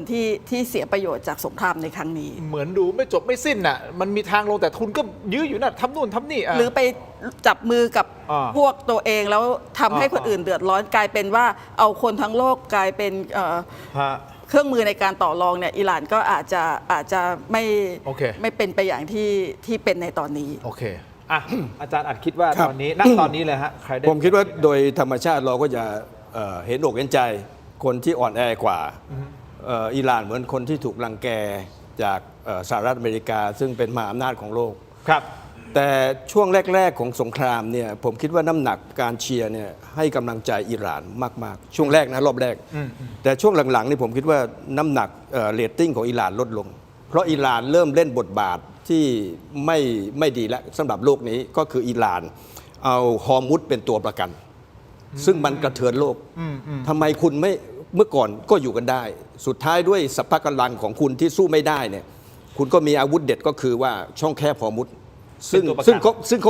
งเขารู้อยู่แล้วว่ามันจะเป็นปัญหากับโลกในแง่ของเศรษฐกิจมากๆนะครับถามว่าวันนี้เนี่ยใครเห็นใจมากกว่ากันผมคิดว่าพอๆกันเลย เมื่อก่อนผมก็เห็นใจอิหร่านตอนหลังๆผมก็ไม่เห็นใจอิหร่าน ผมก็ไม่เห็นใจสหรัฐอเมริกา ผมก็อยากจะให้ทั้งสองประเทศเนี่ยลดลาวาศอกในข้อกำหนดและความต้องการของสองประเทศนี้ลดลงมานะอิหร่านก็ลดลงมาอิหร่านคุณลดเรื่องของช่องแคบฮอร์มุซได้ไหมคุณพัฒนาไปเป็นการคุมช่องแคบฮอร์มุซและคุณพัฒนาไปการที่จะเก็บค่าผ่านทางแล้วอะเมื่อก่อนคุณไม่เคยทำสหรัฐอเมริกาเป็นตำรวจโลกหรือเปล่าปัจจุบันไม่รู้ แต่เขาก็ทนไม่ได้เขาก็มาคุมตรงนี้ต่อคุมไปทำให้ปัญหามันก็ยิ่งตามมากันไปใหญ่เลย ขออนุญาต ผมคิดว่าวันนี้ผมว่าพอๆกัน ผมว่าพอๆกัน โอเคนี่ให้พอๆกันนะอาจารย์ ขออนุญาต พันธ์ นิด จะ นึ เสริ ง ม ค่ะ นิดนึง ก็คือว่าสิ่งสำคัญที่ตอนนี้เราลืมคิดไปทั้งทุกฝ่ายเลยคือว่าเรามีกฎหมายระหว่างประเทศที่เราไม่ถูกเอามาใช้ แล้วเราก็ลืมไปเลยว่าเรามีสิ่งนี้อยู่ในโลกนะคะต่างคนต่างนึกถึงตัวเองกันทั้งนั้นอ่ะซึ่งอันนี้เราเข้าใจได้ แต่ว่านอกจากการเจรจานอกจากการลดลาวาศอกหรืออะไรก็ตาม แต่ว่ามันมีบางอย่างที่โลกตกลงร่วมกัน แต่เราไม่ได้หยิบเอามาใช้หรือว่าเราก็เลือกที่จะไม่ใช้ มันก็เลยทำให้ปัญหาเนี่ยมันก็คือแค่ว่าใครจะแพ้กับใครจะชนะ มันซึ่งมันไม่ใช่คำตอบที่เหมาะสม ผมขออนุญาตอาจารย์โก้นิดเดียวก่อนจะไปถึง ตามสบาย คือวันนี้เนี่ยผมคิดว่าเราพูดถึงกฎหมายระหว่างประเทศเนี่ยมันไม่มีความหมายแล้ว ไม่ว่าจะเป็นเรื่องภูมิรัฐศาสตร์ไม่ว่าจะเป็นเรื่องเศรษฐกิจโดนัลด์ทรัมป์จะขึ้นภาษีอะไรก็ได้ WTO ไม่สามารถจะทำอะไรก็ได้ UN ไม่สามารถจะทำอะไรก็ได้ เพราะนั้นวันนี้ก็ต้องจบไปกันกับคำว่า New World Order นอกจากจะแบ่งฝักแบ่งฝ่ายแล้ว New World Order นั้นก็คือว่ากฎหมายระหว่างประเทศมันไม่มีความหมายเสียแล้ว ซึ่งอันนี้มันก็ฟังดูเหมือนเพราะจริงๆทรัมป์เขาก็ไม่ได้สนใจกฎหมาย ไม่สนใจ ระหว่าง ก็คือถึงบอกว่าต้องย้อนกลับไปดูสิ่ง แต่ สำคัญ จริงๆเราต้องควร ใช่ จะ ย้อน คิด กลับไป เรื่อง ดู นั้นนะใช่ อันนี้น่าคิดเหมือนกันนะคุณผู้ชมน่าคิดเหมือนกันนะครับ เอาละอาจารย์อัดบอกว่าตอนนี้คือเท่ากันไม่มีใคร เท่ากัน คิดไปแล้วก็คือ จริงๆ เราก็อยากให้เห็นเขาจบแหละ แต่มันจะจบยังไงเรา ผม ก็ไม่รู้ ว่าแรงพอๆกันเอาง่ายๆคือแรงพอๆกันนะตอนเนี้ย เลยอาจารย์โก้คิดว่าตอนนี้ในมุมของอาจารย์โก้นะครับ ใครได้เปรียบกว่ากัน หรือไม่มีใครได้เปรียบเลยหรือว่าเสียเปรียบเลยหรือว่าพังแล้วหรือยังไงฮะ คล้ายๆกับทั้งสองท่านแหละครับ เนื่องจากสงครามเนี่ยมันไม่ได้แพ้ชนะกันในสนามรบ มันแพ้ชนะกันในสนามการเมือง เพราะฉะนั้นตราบใดที่โลกยังเห็นใจอิหร่านมากกว่าสหรัฐกับอิสราเอล ตราบนั้นอิหร่านยังได้เปรียบ แต่ตราบนั้นสิ่งนี้มันเปลี่ยนได้เสมอ อย่างเช่นทั้งสองท่านพูดนะครับ ถ้ามันยืดยาว ถ้ามันขยาย ถ้าไม่ปล่อยช่องแคบ กระแสโลกอาจจะเปลี่ยนก็ได้ เพราะฉะนั้นแต่ณตอนนี้อิหร่านยังมีภาษีเหนือกับสหรัฐ ในมุมของอาจารย์เนาะ แต่ผู้ที่มีภาษีเหนือทุกคนก็คืออิสราเอล เนาะ ใช่ อิสราเอลเหมือน ตั้งแต่มีประเทศมาไม่เคยแพ้ใคร undefeated อิสราเอลนี่ ไม่ว่าจะโดนรุมโดนทึงโดนอะไร ใช่ ขนาดไหน เพราะมันมีความคิดหนึ่งที่ว่าที่สหรัฐเข้ามาโจมตีอิหร่านได้ตั้งแต่วันนั้นคือจากการโน้มน้าวของอิสราเอลเพื่อที่จะให้สหรัฐ ตอนนี้เป็นสิ่งที่ยอมรับกันแล้วครับว่า ถูกไหมฮะ ทรัมป์โดนอิสราเอลโน้มน้าว และก็ โน้มน้าว อิสราเอลนี่ใช้ลูกเขยของทรัมป์ อ่า เป็นตัวโน้มน้าวเพราะว่าลูกเขยของทรัมป์เนี่ยมีธุรกิจเยอะมากกับกลุ่มอิสราเอลและกลุ่มไซออนิสต์ และอย่างที่อาจารย์อัดพูดไปว่าสหรัฐทรัมป์เขาทำต่อไปเพราะอะไรเขาไม่กลัวเลือกตั้งเขาไม่สนใจแล้ว เขาไม่สนใจแล้ว เพราะอะไรมันคือ ช่วงกอบโกยของเขาหรือเปล่าผมไม่รู้นะ ถูกต้อง กลุ่ม เป็นไปได้ กลุ่มคนของกลุ่มธุรกิจของเขาเองอะ อยู่ในเครือข่ายของเขาอะ แค่เขาบอกว่าจะยุติโอ้โหล่วงหุ้นขึ้นอะไรคือเต็มไปหมดอะคือมัน เขาก็ สามารถที่จะเข้ามา พอยุติ manipulate ปั๊บ ได้ ยุติน้ำมันลงเขาอยากได้เงินเขาก็สู้ใหม่ ราคาน้ำมันก็สูงขึ้นเขาไปซื้อน้ำมันตอนถูก มาขายตอนแพงจากคำพูดของโดนัลด์ทรัมป์ใช่ไหมฮะเขาก็ได้ประโยชน์กันเต็มๆเลย ราคาทองคำ ใช่ นะ ใช่ อยู่80,000ดีๆเนี่ยผมยังติดดอยไม่มีใครสามารถเอาผมลงไปได้เลยเนี่ยนะครับ 65,000เยอะมากเลยแต่ผมซื้อไปนิดเดียวอะนะคิดว่าเดี๋ยวมันจะขึ้นต่อ แต่ก็ไม่ เขาก็เเล่นเห็นไหมครับ งั้นนิดหนึ่งสั้นๆนิดหนึ่งฮะผมรู้ว่าอาจารย์อาจจะไม่ได้เชี่ยวชาญเรื่องของทองแบบสุดๆเหมือนหลายท่านนะแต่ ครับ อาจารย์สามารถพูดได้อยู่แล้วแหละเพราะอาจารย์เป็นนักเรื่องของเศรษฐศาสตร์นะเรื่องของธุรกิจ ครับ เศรษฐกิจนะ ผม ทองทำไมปกติเราจะเข้าใจว่าถ้ามีสงครามปุ๊บเนี่ยทองมันจะขึ้น ก็นั่นแหละผมไปคิดว่าสงครามมาเนี่ยทองขึ้นผมซื้อเลย ล้วทำไม แต่ว่ารอบนี้เนี่ยนะครับรอบนี้เป็นเพราะว่าเขาโยกเงินจากน้ำมันเอาขายทองไปซื้อน้ำมัน เพราะหุ้นน้ำมันมันจะสูงขึ้นนะครับจากสงครามตะวันออกกลาง อาจจะบวกกันว่าสงครามนี้มันยาวแน่ๆเพราะฉะนั้นถ้าเราเอาเงินขายทองคำไปซื้อน้ำมัน ไปซื้อหุ้นน้ำมันไปลงทุนน้ำมันเนี่ยกินกันยาวๆแต่รอบนี้ทำไมอยู่ๆกลับรอบที่2ทองขึ้นไปหน่อยหนึ่ง ขึ้นมาหน่อยหนึงผมคิดว่าจริงๆมันไม่ใช่ประเด็นจากการที่เป็นเพราะสงครามนะเป็นเพราะจีนเนี่ยไม่ถือโกลฟิวเจอร์แล้วไม่ซื้อทองคำด้วยกระดาษแล้วจีนต้องการซื้อทองคำที่เป็นแท่งจริงๆ เก็บเอาไว้ ผมมองว่าปัจจัยแบบนี้ เพราะจริงๆราคาทองคำจะต้องลดเพราะอะไรค่าเงินดอลลาร์มันยังแข็งอยู่เพราะคนคิดว่าเฮ้ยไปถือเงินดอลลาร์ดีกว่าเพราะเดี๋ยวดอกเบี้ยของธนาคารกลางฟิดก็จะขึ้นมันโยกเงินไปถือดอลลาร์เงินบาทก็จะอ่อน เพราะฉะนั้นขายจากทองคำไปถือดอลลาร์ที่เป็นในสินทรัพย์ประเภทต่างๆ ก็จะดีเพราะฉะนั้นจริงๆทองคำจะต้องลดแต่ว่าผมคิดว่าได้ปัจจัยจากเรื่องของจีนโอเคซึ่งอาจารย์ติดดอยอยู่นะ ใช่ครับ เซ็งอยู่นะครับตอนนี้อยู่ครับ เมื่อไหร่มันจะขึ้นทันที คุณผู้ชมหอมปากหอมคอประมาณหนึ่งมีใครจะปิดท้ายหน่อยไหมฮะอาจารย์พรพันธ์จะปิดท้ายอะไรหน่อยไหมฮะหรือไม่ก็รอดู ต้องดูต่อค่ะ เพราะว่ามันไว้ใจไม่ได้เลยสถานการณ์ในแต่ละวันในแต่ละช่วง ไม่ว่าจะทั้งโดนัลด์ทรัมป์เองหรือว่าในส่วนของอิหร่านเอง โอเคอาจารย์โก้จะพูดอะไรทิ้งท้ายหน่อยไหม ก็เห็นด้วยกับเรื่องธุรกิจนะครับ แต่ว่าขออีกประเด็นหนึ่งเกี่ยวกับทรัมป์นั่นก็คือณตอนนี้เขาลงไม่ได้ เพราะว่าถ้าเขาลงหมายถึงว่ายอมอิหร่านนะครับเขาจะดูอ่อนแออย่างมาก เขาต้องการยุติสงคราม แต่ถ้าเขาไม่ยิงตอบโต้อิหร่าน เขาจะดูอ่อนแออย่างมาก และมันจะส่งผลในการเลือกตั้งมิดเทอมเพราะฉะนั้นผมว่าทรัมป์นี่ครึ่งหนึ่งก็คือนักธุรกิจก็ปั่นหุ้นไปนั่นแหละแต่อีกครึ่งหนึ่งเขาไม่ใช่แค่นักการเมืองเขาคือศาสดาของลัทธิมาก้าเขาต้องการจะวางประเทศอเมริกาให้เป็นในสิ่งที่เขาใฝ่ฝันไว้อันนี้เขาไม่วางมือง่ายๆเพราะฉะนั้นณตอนนี้เขากลืนไม่ได้คายไม่ออก Make America Great Again คุณผู้ชมครับผมเชื่อว่า3ท่าน3มิติ3มุมมองนะครับนะฮะเรื่องของอิหร่านแน่นอนอาจารย์พรพันธ์เคยใช้ชีวิตที่อิหร่านเรียนที่อิหร่าน7 ปีนะฮะก็จะมีความเข้าใจผมว่าบนโต๊ะเนี่ยเข้าใจมากที่สุดแล้วก็น่าจะเป็นบุคคลที่ไม่กี่คนเท่านั้นที่จะเข้าใจอิหร่านเพราะว่าเคยไปใช้ชีวิตที่นั่นนะครับในประเทศไทยนะอาจจะมีไม่กี่คน ไปเรียนอาจารย์ไปเรียนอีกมุมหนึ่งนะมุมของที่เศรษฐกิจนะระหว่างประเทศเศรษฐกิจในเอเชียอาจารย์อัดนะครับก็มีความรับรู้เรื่องของเศรษฐกิจแล้วมาวิเคราะห์ในมิติต่างๆที่ทำให้เห็นนะว่าเศรษฐกิจโลกตอนนี้เป็นอะไรยังไงมุมของการสื่อสารทางการเมือง อาจารย์โก้ผมว่าผมครบนะวันนี้ผมครบนะขอบคุณมากๆนะอาจารย์ทั้ง3ท่านแล้วขอบคุณผู้ชมที่ติดตามรายการด้วยนะครับและเราคงได้นิดได้ไหมนิดเดียวได้ไหมเชิญนะอาจารย์รายการนี้เป็นรายการเดียวที่แจกของแบบนี้ ผมคิดว่ามันเป็นกิมมิคมันเป็นอัตลักษณ์ของรายการให้รักษาเอาไว้ แต่จะรักษาได้เนี่ยสปอนเซอร์ต่างๆเข้ามาเลยครับขอบคุณอาจารย์ฮะช่วยเราขายรายการด้วยจริงครับเนี่ยมันเป็นอัตลักษณ์ของรายการเนี่ยผมไม่เคยโอ้โหมาแจกของแบบนี้นะ มันไม่ได้เป็นเกมโชว์นะต้องไปแจกของนี่เป็นรายการทอล์กที่แจกของ ข ไม่มี เสริด้วยนะคะชอบด้วยแล้ว ชอบ ของ ผมชอบมาก ดีมากชอบมากอันนี้ ผม แบบ ชอบ ว่า มากๆเลย ขอบคุณ ผมเคยบอกว่าถ้าได้ Rolex เป็นสปอนเซอร์ก็เอามาแจกด้วยนะผมรอแค่วันนั้นแหละ รอวันนั้น รอแค่วันนั้น ที่เราจะแจกนาฬิกากันนะครับ ไม่ยืมนะฮะนาฬิกาเราแจกนะ ไม่ยืมครับเราแจกครับ ขอบคุณอาจารย์มากครับ ยินดีค่ะ ขอบคุณครับขอบคุณครับ ขอบคุณคุณผู้ชมที่ติดตามนะทั้งหมดนี้คือถกไม่เถียงลาไปก่อนครับ สวัสดีครับ